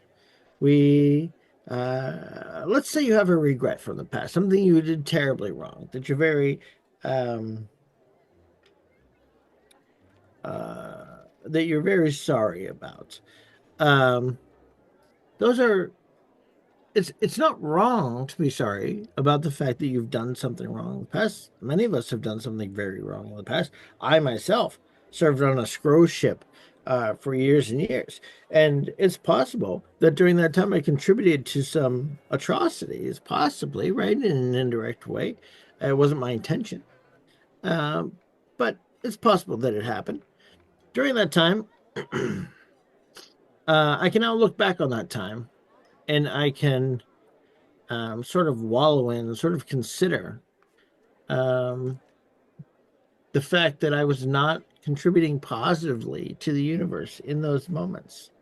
However, those moments, if I wasn't enjoying them at the time, are already wasted.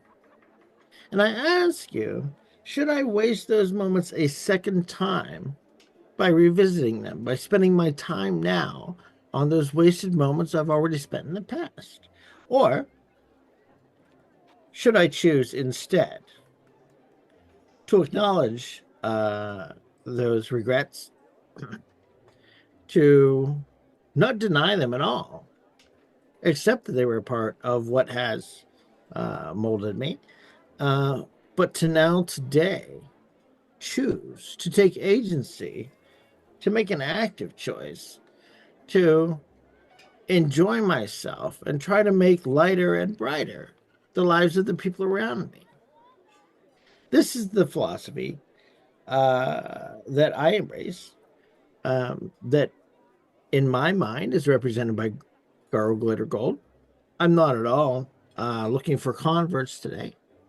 I'm looking for people to leave here and to try and make their own individual lives brighter, to try and enjoy them, to try and set aside the regrets of the past, the worries of the future, and to appreciate the things in their daily lives today that are enjoyable.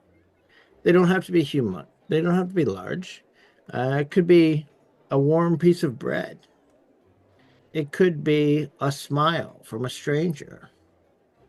It could be the fact that you woke up a little earlier this morning and saw the colors of the sunrise as it came up over the horizon. All of these things are things that we can enjoy in the moment that are not a part of our regretful past or our um, anxious future, but things that we can appreciate in the moment. And I would suggest to everyone here that maybe we take a little time at the beginning of the day and maybe throughout the day to remind ourselves that we are finite individuals. We only have so much time to spend, and that for ourselves, we should spend it as enjoyably as we possibly can.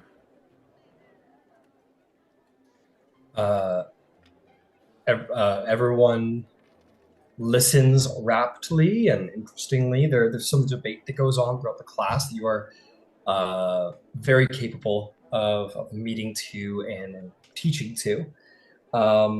And they're very happy to hear about sort of like the merits of bliss and joy, and are reminded that through all of their philosophy works, you need to take time to enjoy frivolity and not get too hammed down in details. You similarly will be the proud owner of 5 gold after some teaching today. Maybe a persuasion or performance check. You'll have advantage because you are being presented as an expert.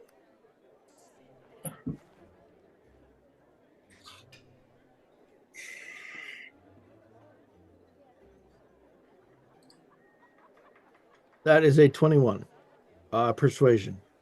Excellent. Yes, indeed, you'll be provided that 5 gold, and you will have good influence upon your students, who will leave perhaps with a small hope of doing better, having more joy. Yeah, good stuff. Fantastic work, Chaplin. Thank you. Okay. Right, Ezrain. Let's continue. So, Arendil and Bisan, you guys want to go hunt down the source of this Skyfall relic? Yes. Yes. Yes. Before we go, Yes. she's Sorry. Yep. going to cast Gift of Alacrity on herself. Gift of Alacrity on herself. Fantastic. you do so. Incredible. Okay, you got to make your way out to the woods. I would like one of you guys to take the lead in a survival check. Son will do it. Okay. But not well. She's proficient, but not today. That was a 2 on the dice. For a 6. I'm sorry. Oh man. You guys make your way into the woods. And around the hour mark, Basan, you're like leading the way. Arendil, you're following confidently. And you're turning this way and that. And Arendil, you start to get that little itch in the back of your brain. You're like, and at about an hour, Basan turns around and looks at you, maybe a little doe-eyed. Or you keep it to yourself. It's entirely your choice, Basan. Maybe you try and I thought I knew where we refine your were way. going, and I will try again. But this is not it. I will guidance. All right, you give her the blessing of the Twilight Rider, and Oh, that's much better. That's a dirty 20. got it. Incredible. You're like, I don't know where we are.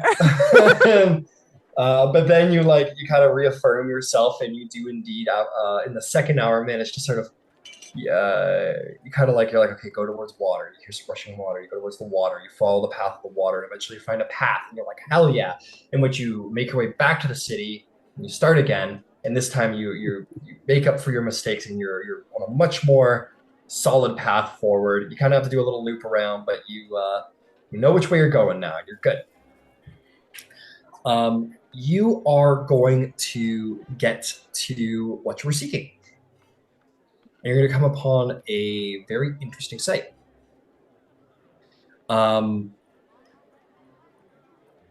Okay. This is a bit of a theater of the mind. You'll have to forgive me on that measure.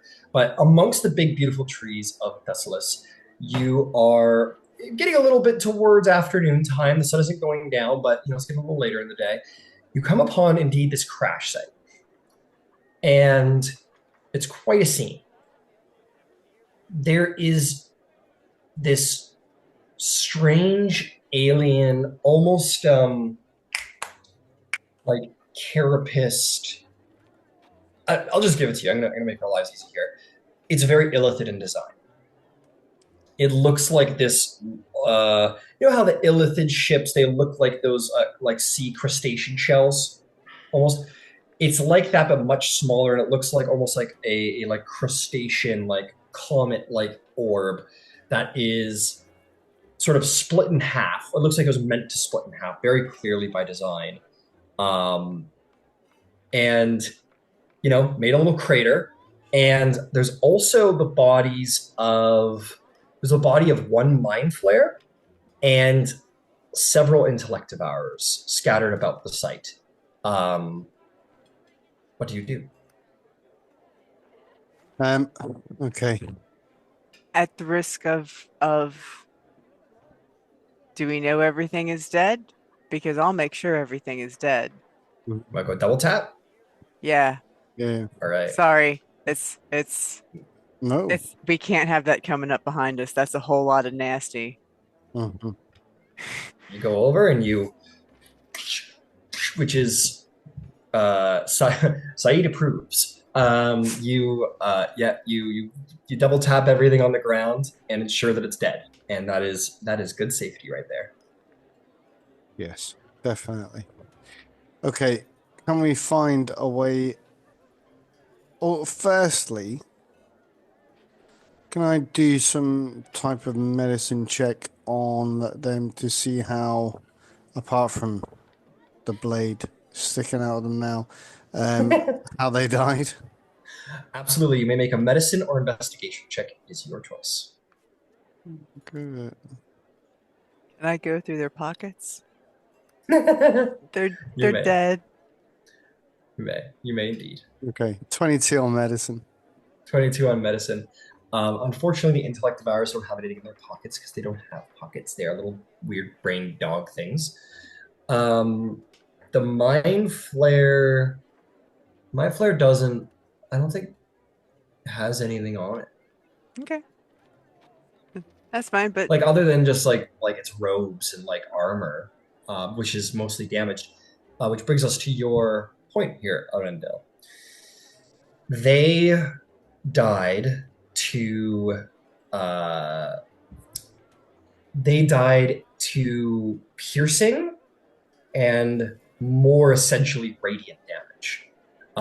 The wounds are congruent with radiant burns, so holy fire. That was sort of weaponized into a piercing form, not dissimilar to Bisan's own weapon, but not the I'm same just either with the right, roll. Like okay. it was definitely not a sunblade. It was not any weapon you've come across, as you know. But yeah, Okay. Well, so I'll pass that information on.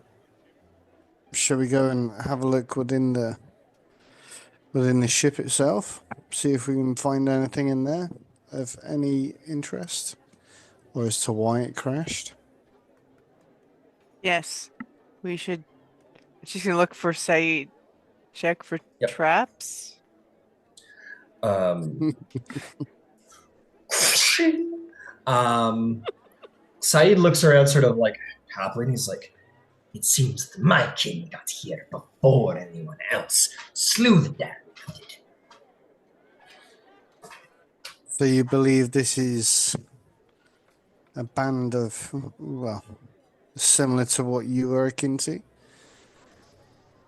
If Yankee hunting parties seek out Illithid and slay them, Githzerai, well, they take too much time to think. Looks like a Githyanki raid to me. It's good to know. Anyway, let's just have a check of this ship. I mean, we need to find out what's in here and see if we can find anything to take back to the scholars. All right. All right. If you guys would like to make an investigation of the ship, feel free. I would will very much like guide to. Bisan. I will take that guidance. Thank you. That wasn't a But- bad roll. That's actually a pretty good roll. That was an 18 on the dice. Plus 4. Plus Holy 4. cow. Okay. Plus, all right. So 18 plus 4 is 22 plus 3 is 25. Wow. That worked out well. That Thank did, you. didn't it? It is damaged, obviously. This is a smaller transport. This is the essential translation of like a small boarding ship. This is like an Illithid personal vehicle, but it's more like a troop landing ship rather than like a single fighter. And this thing probably had obviously a number of intellect devourers in it, but maybe like six to 10. It could fit 6 to 10 mind flayers inside. Cramped, but could. So this was almost like a troop transport ship. And then intellect devourers are tiny. They could have you don't know how many they could have stored in there. There could have been many more. There's no traps. This thing is like minimal weapon capabilities. Again, it's a troop transport. This isn't meant to be like a battleship of any kind. This is like a landing party ship essentially. And which Bisan, I will give you a history check on. I'll give you an advantage because of Saeed's knowledge of Illithid regarding the existence of this ship. You said history? History, an advantage. Okay. 19. 19. Between you and Saeed, you think it's very unusual. They're very rarely seen amongst Illithid ships because Illithid possess the power to plane shift. They possess the personal ability to plane shift psionically. And so if the Illithid want to do a landing party, they'll just plane shift. Like there's no reason for them to enter a boarding ship and land. It just doesn't. It's not. It's weird. They're very rare amongst the Illithid because they're kind of redundant given their abilities. So you don't know. You don't know why. You don't know why they would have a boarding ship or have used a boarding ship. It must have been a special circumstance for some reason. Now, Arendil, the ship took damage. You get the sense that this thing crashed not because someone screwed up spell jamming this thing, but because it was damaged to the point of a crash landing. You see bludgeoning, like heavy bludgeoning marks on the side of the ship. You see more of these like radiant, piercing blows to the side of the ship.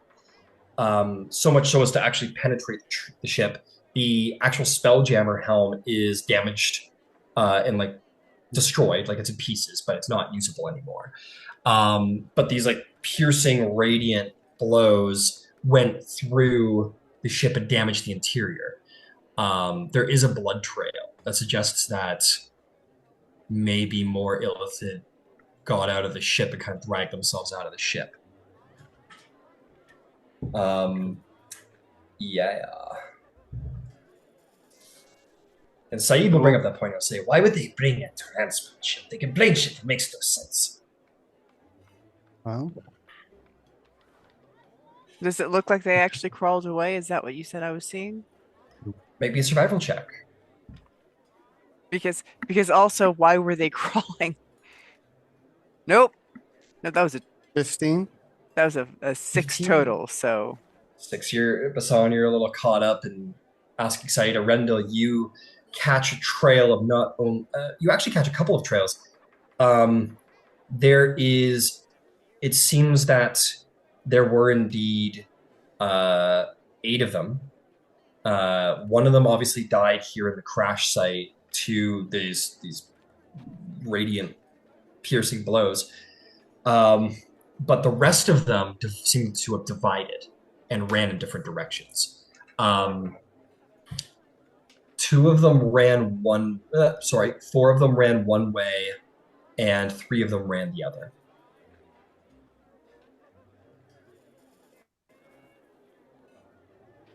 Okay. Is there so before? Well, I'll tell this to the other 2, and then before we decide to go and follow either of the tracks, is there anything on the ship of any worth or note that we can pick up and take back to the scholars as part of the quest? I'll tell you what. With your very good investigation check, the answer is yes and no. There's nothing like you could bring back like pieces of the ship itself and be like, there's a ship out there.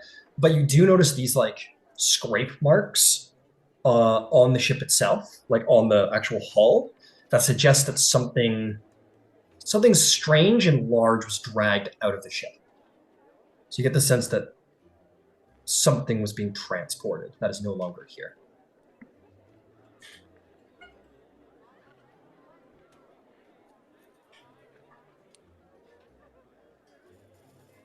someone probably wants to know something.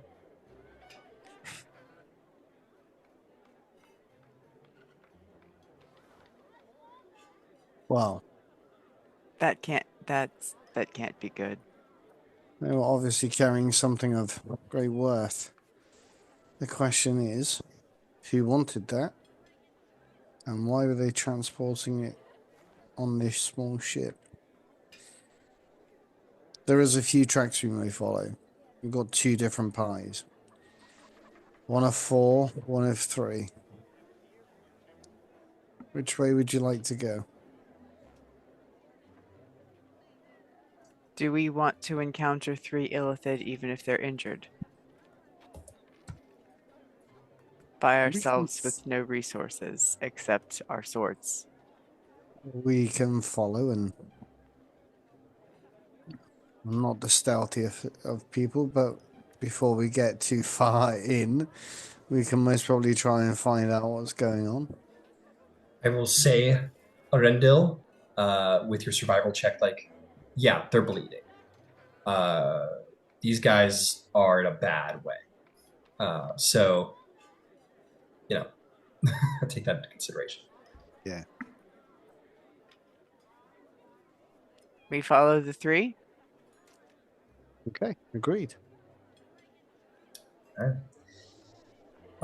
With your 15 Arendil, it is not too difficult. You are able to follow the tracks. Not difficult.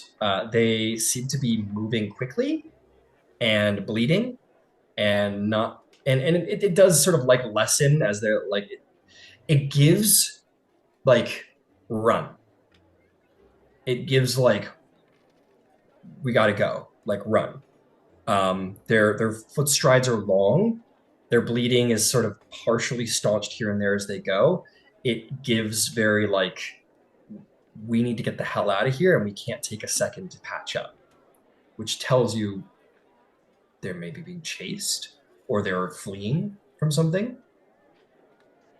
It's beginning to tell a very interesting tale.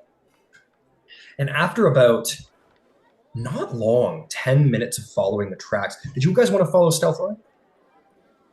Since you were saying like you wanted to like stalk them, I think you said, right?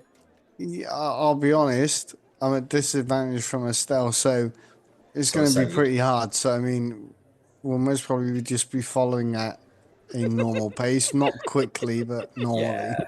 Yeah, you're all in disadvantage armor. I Just don't think you guys have a stealth unit. That's fair. no, definitely not.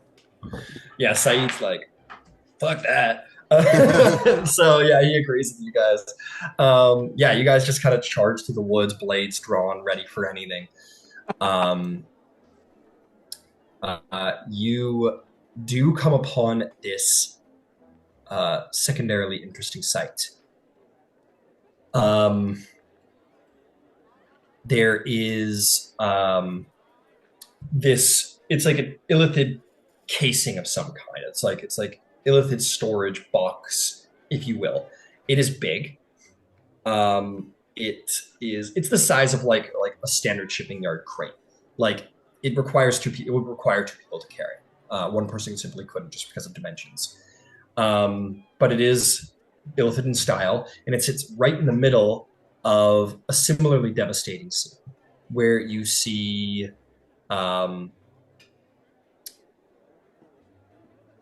three mind flares, more like you've come to identify it now, radiant burns on them and are sort of laid out on the ground around the box. One of them has their hand like half on the box as if they're like reaching for it before they died. But the three of them are sort of violently strewn around this box. Is there signs of a fourth set of tracks or anything like that around? Give me a stealth. Give me a check. Sorry, survival. I don't want to do stealth because that'll work out horrible. No, not sorry. Stealth slipped out. Intellect. God damn it, brain. Feel you. Survival. I know the brain just scrambles sometimes. God damn. Can I guide myself on this? You may indeed guide yourself if you wish. Come on, where are you? Okay, 14 total. 14 total. You do, and it's not terribly hard to find. You see these heavy. Sorry, what'd you roll? One more time. A 14 in total. 14. You see these heavy hoof marks off to the side of the scene. And also humanoid footmarks. They seem to be like similar to what people seem to wear here in Thessalos. These like sort of like sandals, like the like leg wrapped sandals, and it seems to give the sign of like someone dismounted whatever this creature was and walked over, like finished the job essentially, like and. Like it's not like a stance of battle. It's very much like stepped off, did something, looked around, maybe blasted somebody, and then got back on the creature. the hoof marks, there is a trail of hoof marks that kind of come in and then kind of like move around a little bit, like they're just kind of standing idly, kind of moving around, and then a couple more foot marks that move forward and then disappear. Okay. Well, is any of the mind flares alive, or are they actually dead? Dead. Make me a medicine check to go over and take a peek around.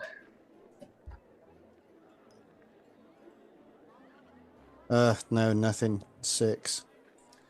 You go over to this one mind flare, Arendil, to like check it, and turns its head over at you and opens its evil eyes, and fires a mind blast into your face. Make me an intelligence saving throw. No. And we need to roll initiative.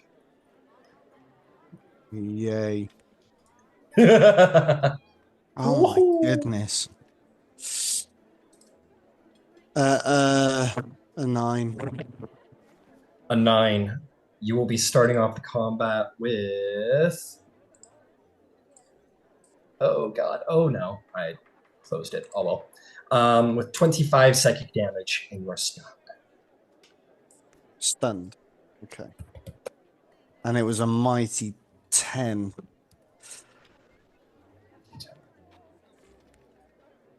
Okay. I'm just gonna set the scene real quick over here. Alright, we've got Saeed on our side. Yeah, you got Saeed on your side. Everything's gonna be fine. It's gonna be fine. All right. Have a minute.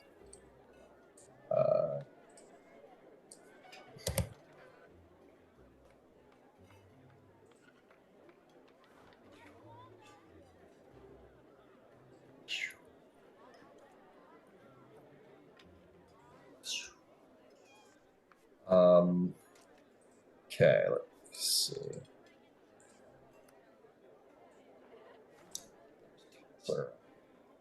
Toss her in the middle there.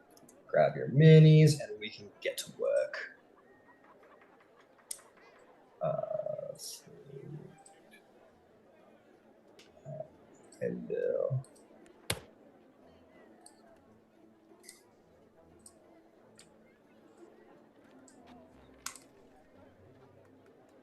Damn, I can't see shit. Bastards.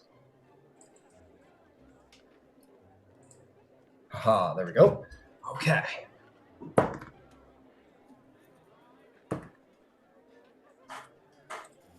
Adjust the light here so I can actually see the combat.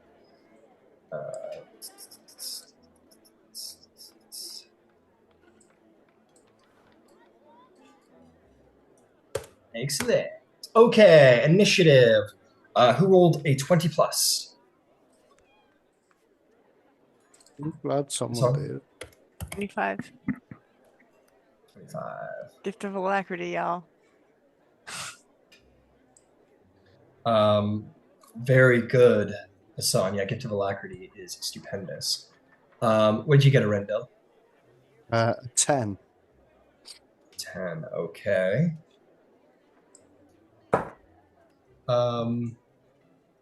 Understood. I think slightly fitting. And there is gonna be, I think. Oh no! Oh man, just slipped by. Okay, this wasn't exactly a surprise, so to speak. So there isn't going to be a surprise round. Bisan, as this beam goes off and hits Arendil in the face, the bushes rustle and you see these intellect devours come out and sort of charge out of the brush like scared raccoons almost. What do you do?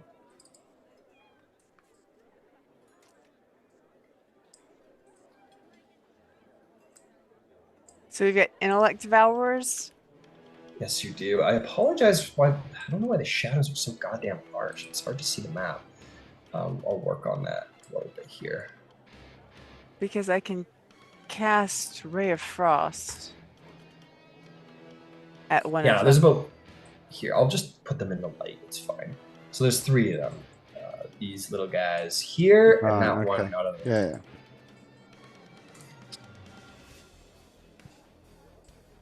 I'll give them white bases, make them easier to see. Well, no, not really. Yeah, so the one that's right in front of me, I will cast Ray of Frost on. All right. Ray of Frost, go ahead and make an attack roll.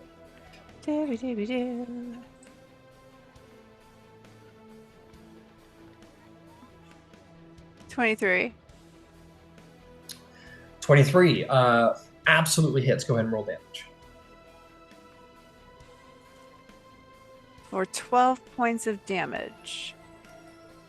12 points of damage. You blast it for 12 points of damage. It sort of fumbles over itself, but it's still alive, and it's still coming, but it's hurt. Its speed will be reduced by 10 feet until the start of my next turn. Understood. Is there anything else you'd like to do? Bonus action movement. Yeah, I'm going to close in on it. All right, you run right up to it. Fantastic. No problem there. Is there anything else you'd like to do? Nope, I'm good. Beauty. Saeed. Yeah, he sees all of this. Saeed. He's kind of a fan of doing this, so we're going to do it. He's going to turn around and sort of think real hard about it.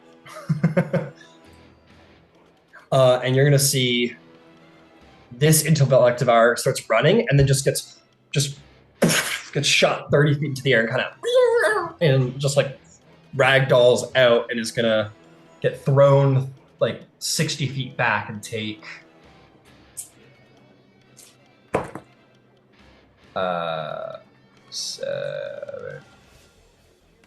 is going to take 7 points of, not 60 feet. It's going to get thrown back 30 feet and take 7 points of damage.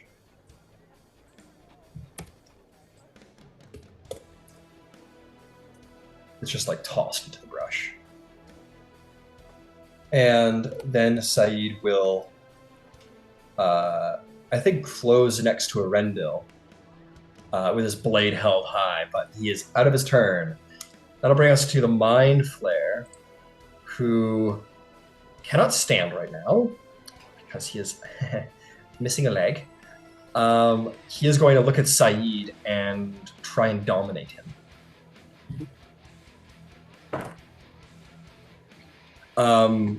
He sort of runs over, kind of, as he's assaulted by it, and he kind of shakes his head and he goes, you dare! And breaks through the attempted domination, because dominate monster never fucking works. It just never fucking works, ever. And that will be the Mind Flayer's turn, as he's not going to proc opportunity attack. He's just going to kind of stay there and try and rely on his psionics to save him. Especially considering his Mind Blast didn't recharge. Intellect Devourer time. He's gonna run through the brush. And despite the long distance, we're gonna get to you there, Arendil, in your stunned condition. Oh.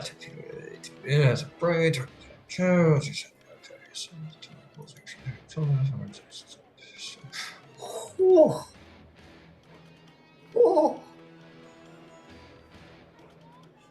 shit. These guys are pretty mean. They don't have to be, though, right? Oh, sorry. Okay.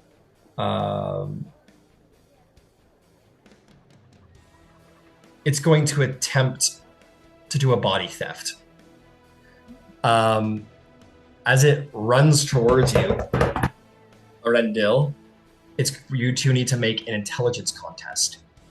I need you to roll me a flat intelligence check against the intelligence check of the Intellect Devourer.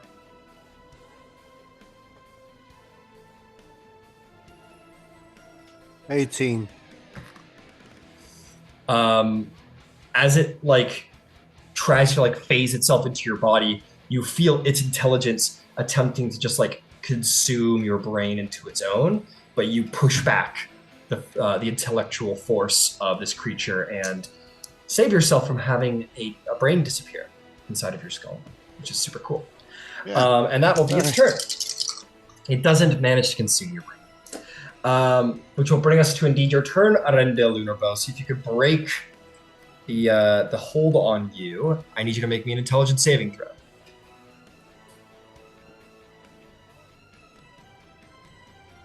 19.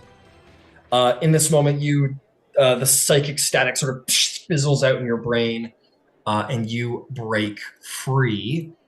Go ahead and take your turn. Normally, this is supposed to happen at the end of your turn, but Okay. rule it cool. It's fine. Well, right. Okay.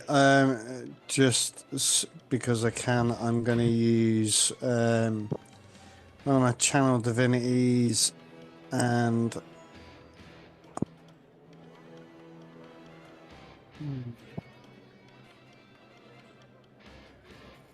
Yeah, okay. I'm going to use Divine Spark, and I'm going to force the creature to make a Dex con save, please. Force the creature. Which one? The Mind Flare or the? Yes, the Mind Flare. Sorry, the Mind Flare. No problem. What are we rolling? DC 15 con save, please.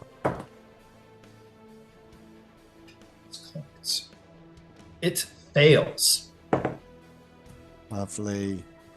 So that is 11 points of radiant damage to it. All right. It burns with the Twilight Rider's power. 11 damage to the already bloodied Mind Flare. And then we got. You know what? Bonus action spiritual weapon. And I'll post it up behind me where the intellect devourer is.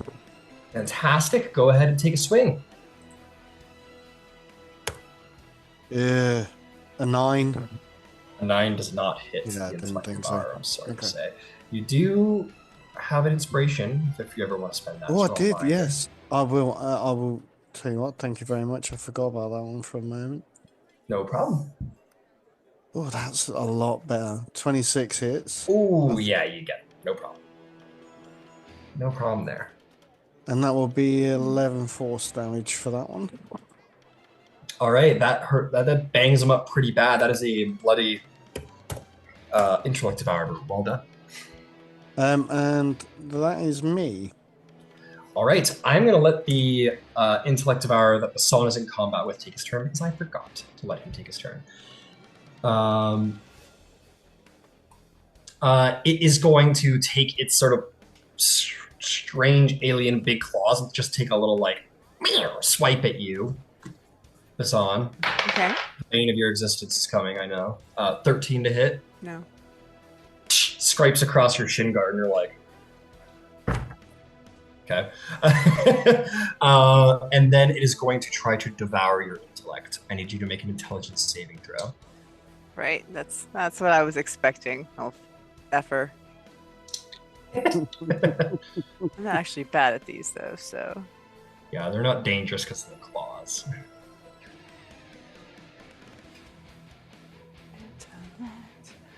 All right. Oh shit, that's a 14. A 14. You Yeah. feel it trying to rip from you your intelligence and harm your mind, but you manage to put up a well-trained concrete intellectual barrier between you and it and protect yourself from its assault. You're fine. It's a save or suck for him. So you're good. Okay, Bisan, Bisan, take your turn. What would you like to do? I would like to hit it twice with my sword. Okay, you go for it. That's fair. It's being an asshole. So all right, we got a 17 for the one hit, and we've got a 16 + 8 is 24 for the other. 24. Those are to hit. Those will hit. Sweet.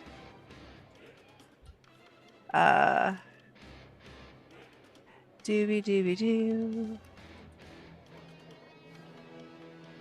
So we got 13 and 13 again. Nice. Very nice. Very, very nice. That is, it's going to be dead on the first blow. If you wanted to turn around and go hit this guy with that second blow, you will certainly could. I'm absolutely gonna do that.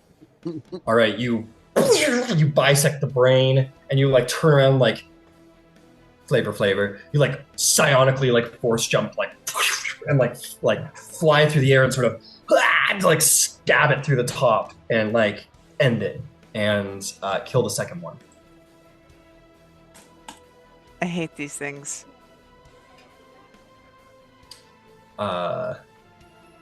Saeed says, "Deplorable pets," and he is going to look at you, Arendil, and he goes, "Do you want the tentacle one, or shall I?"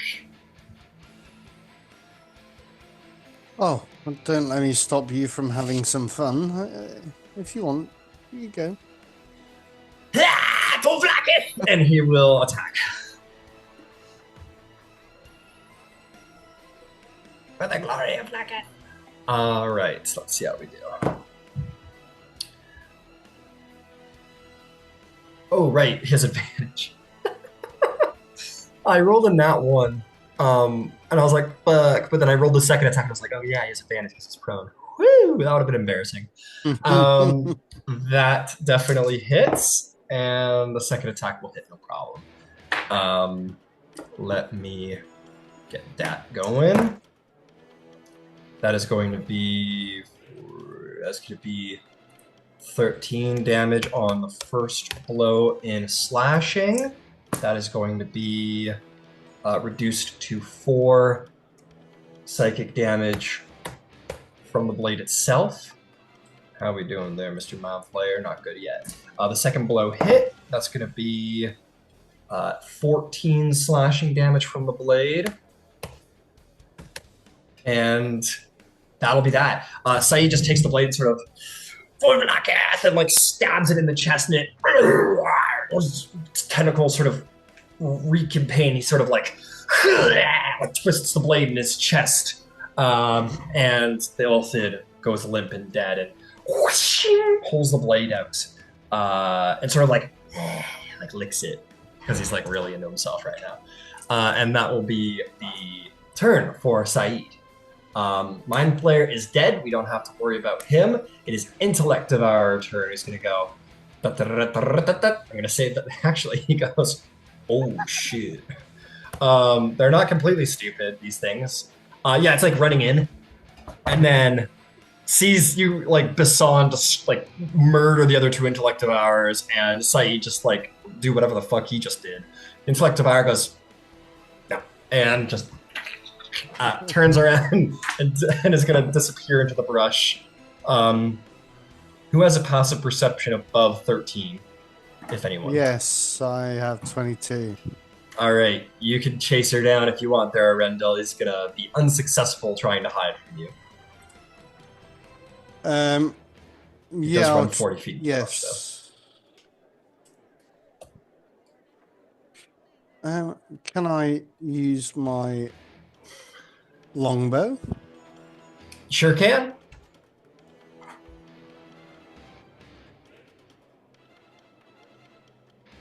Take him down, General. Yeah, because it wouldn't be a reaction as a reactive spell, could I? No, this wouldn't be a reaction. This is on your turn. Yeah. 18 to hit. 18 definitely hits. Go ahead and roll damage. God. What? So that's a 3. You clip him on the way out. Yeah, cool. Is there anything else you'd like to contribute to his death?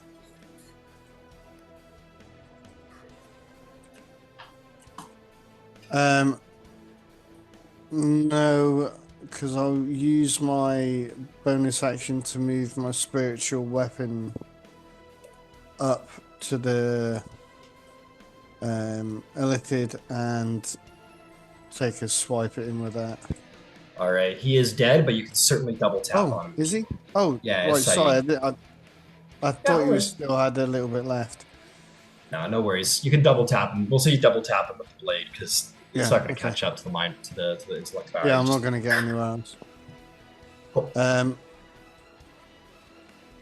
Yeah, and that'll be me. I'll move as far as I can as well. Just try and keep up with him. Understood. Bisan, what about you? Ray of Frost. What is the range on Ray of Frost? 60 feet. Okay. Yeah, he's getting a little distance on you, but you can catch up. You run 30 feet closer and Ray of Frost into the brush. Go for it. He's got a little cover on you guys because he's tiny. 17. But not nearly enough cover. Go ahead and roll damage. 12, and he's slower now. He's also dead. How would you like to kill him?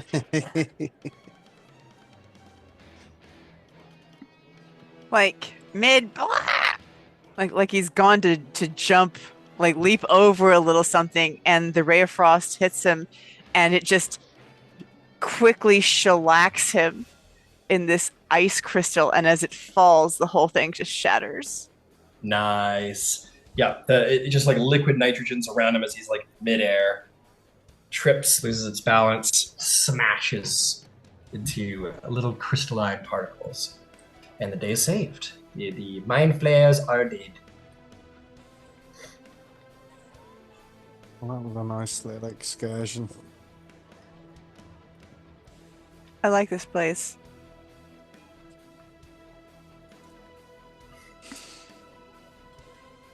Should we look in the one box? question room. Yeah, there it is. Definitely. Yeah. Don't make me quote the Seven movie. Don't make me quote Seven. What's in the box? No, then let's open the box. Yeah, That's what we're here for. Very carefully. What's in the box? Yep, very carefully. Everyone be all ready. You guys are like, let's be careful. Yeah, Arendil and Bisan, you're like, let's be careful about this. We're gonna take this one step at a time. He's just one in nail there. first. Yeah. Okay. And then Saeed just fucking, just like cuts the top off the fucking, he goes, what? And you guys all peek inside, and you see this strange organic device. It looks like a brain, like a large brain, maybe big enough to fit inside of the skull of like a cow. I don't know what cow brain sizes look, but it's about like it's big. It's like yay big. It's a pretty big like gray matter mass that is set into this I guess, illithid carapace like dais to sort of stand it up, and it has a number of these like little tentacles that end in open faces that have smaller little like almost like nerve stems coming out of them that are just like dappled across the top and are kind of like layered over top of one another like wires almost, that are unconnected and almost kind of like move like they're alive and are like conscious like worms in a way. Can I do a roll to see if I know what this is, please? Tell me this: how experienced do you think Arendil is with mind flayers' depth, like how their stuff works? You've been in this war for a while. You've been around for a while. I would say he has a decent knowledge. I wouldn't have said that he's like an expert, but I would have said that he has a decent enough knowledge to know, especially like how the Devourers work and the Illithids work. I would say that he definitely has a decent knowledge on them. So, okay, are you proficient with the Arcana skill? No. You have no fucking clue what mind flayer nonsense this shit is. Fair enough. Bisan, you're a little bit more experienced. It is a very high DC. Like these guys want this to like study it to try and understand it. So you might be Guidance. able to grasp. Okay, guidance, fantastic. You might be able to grasp at straws like this. Go ahead and Yes. roll a Arcana check. Could I put a name to it? Is what I'm wondering. But to be clear, you've never seen a device like this before, no matter what. Like this is just a matter of can you I bet that's make not an enough. intellect. Yeah, It's Yes, gonna be an 18, but by what you're saying, I'm guessing that's probably not enough. by an 18, like this is illithid technology clearly of some kind. Like this isn't like a creature per se. This is some kind of illithid based arcane device. It's too arcane for you to, and I use the word arcane as in like I guess mysterious as opposed to magical. But it's too alien for you to really like understand its function or even how it works. Just by looking at it. But it's clearly not a creature, it's some kind of strange illithid device. Let's take this back. This is- definitely. Gross. Yes. So we'll box it back up so we don't have to look at it. Excellent. You guys pack it up. Give me one more survival check to see if you can get home.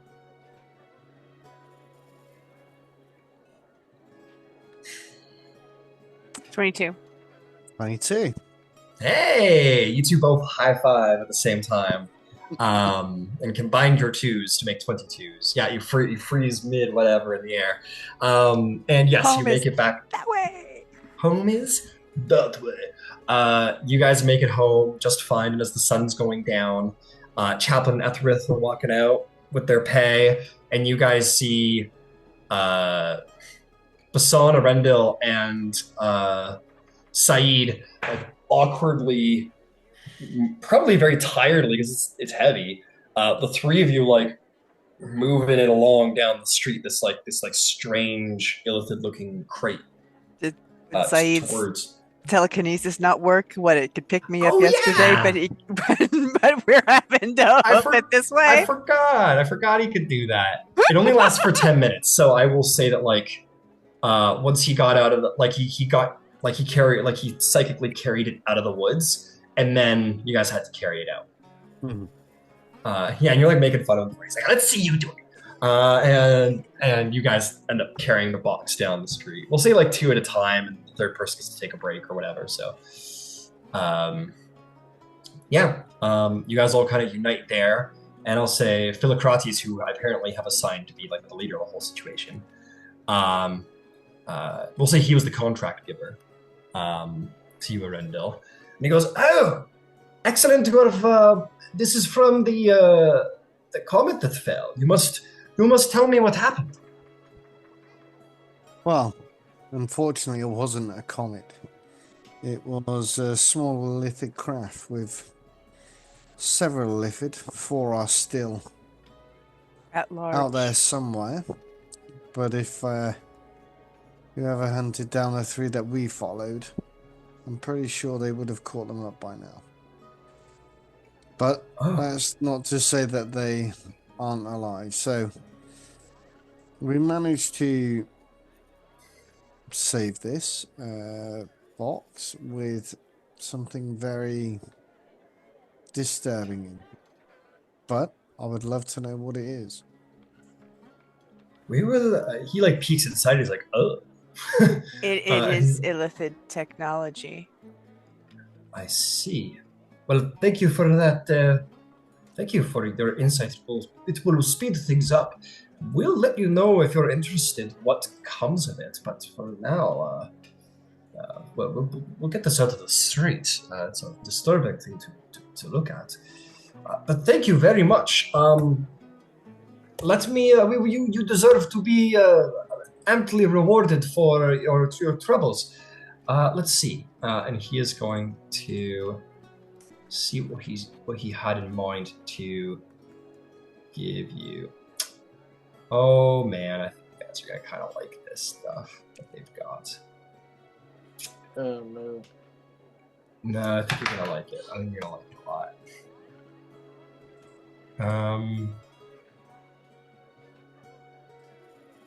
Hell yeah. Hell yeah, this is super cool. He is going to bring over to you this. How do I explain it? It's a jug. So he brings you this jug-like urn. It is a black urn, polished black. It has a little design around the outside of like some kind of story. There's clearly like figures acting out a scene of some kind. You can look more closely at it when you want, but he hands you this jug. I'll say Arendil because you took the contract. And it feels like hot to the touch, like almost uncomfortably hot to the touch.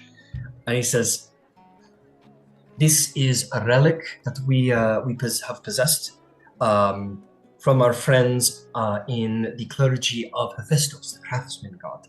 This is what is known as the molten bronze skin. It is probably very troubling to do so, but if you wish to use the armor's power, you pour the liquid heated metal inside onto your body, and the bronze will appear to your body in the contours of your skin, and it will function as armor for you. It can be worn under clothes. It doesn't impede your bodily functions, but once you put it on, it cannot be removed unless you desire it to be removed." So this is the molten bronze skin plate armor, which means that it doesn't give disadvantage as well, and it can't be just removed thinking unless that. Yeah. It also provides resistance to fire damage. What? No. Let me have a look at it first. This is very nice armor. This is good. If you ever unattune twits, I would recommend you keep either this jug or a similar one nearby, or else it will go on the floor. And it is difficult to clean, as we have learned. Thank you very much. Of course, and thank you for this work here. But please take this relic with the blessing of both Athena and Hephaestus. Thank you for your service. It can be sold. It is considered a rare magic item if you require the money more. But if you want to look like a super sick, just like bronzy whatever, you're good. See, now I'm interested. See, the thing is, Chaplin doesn't need to change color. He's already gold. So. Do you wanna dump it on yourself? I'm just trying to find it. Molten bronze skin plate, or it should just be called. I type in molten bronze skin. It's essentially the Venom symbiote. Don't do it. Okay, that just makes it sound even better. So what did we say? Breastplate. Yeah. No, it's a full plate. Full plate. Oh, full plate. It can be worn under clothing. I think it's okay. At the end of the day, it's cool. Features are cool. Aesthetically, it's fucking awesome, dude. Are you kidding me? You just be out here flexing and shit. I will do it. Why not?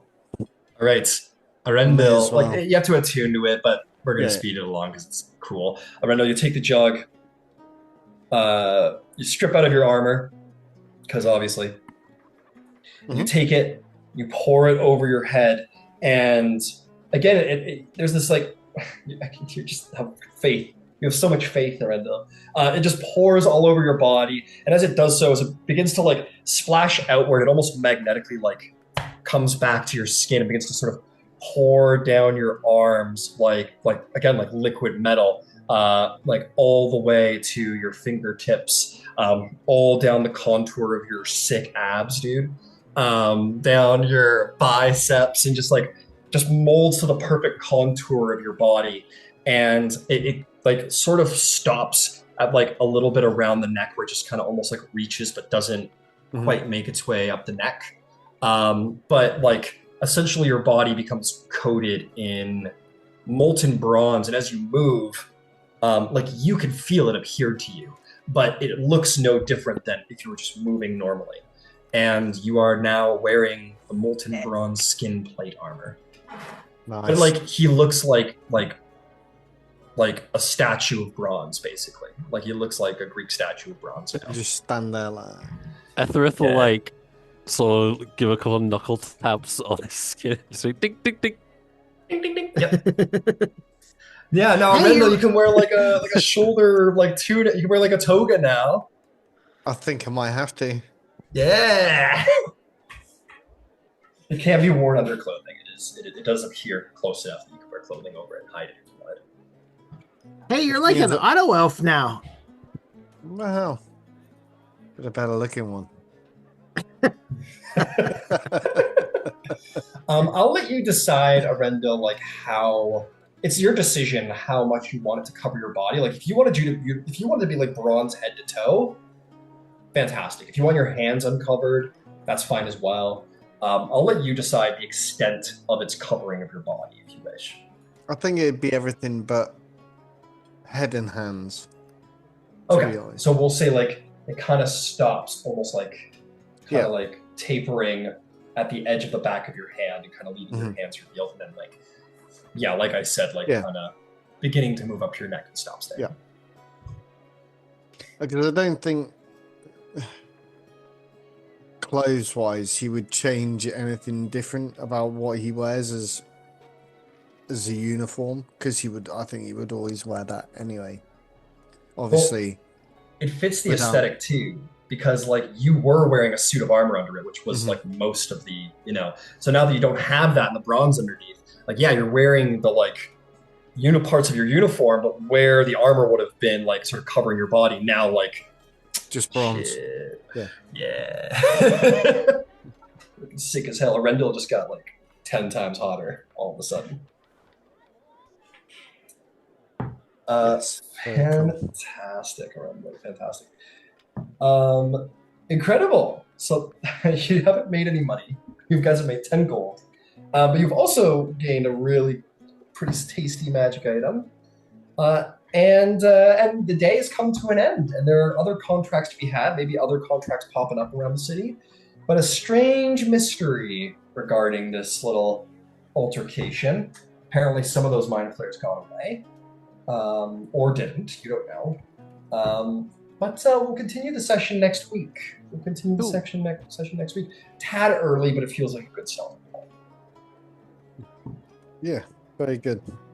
Oh, I hope everybody had fun.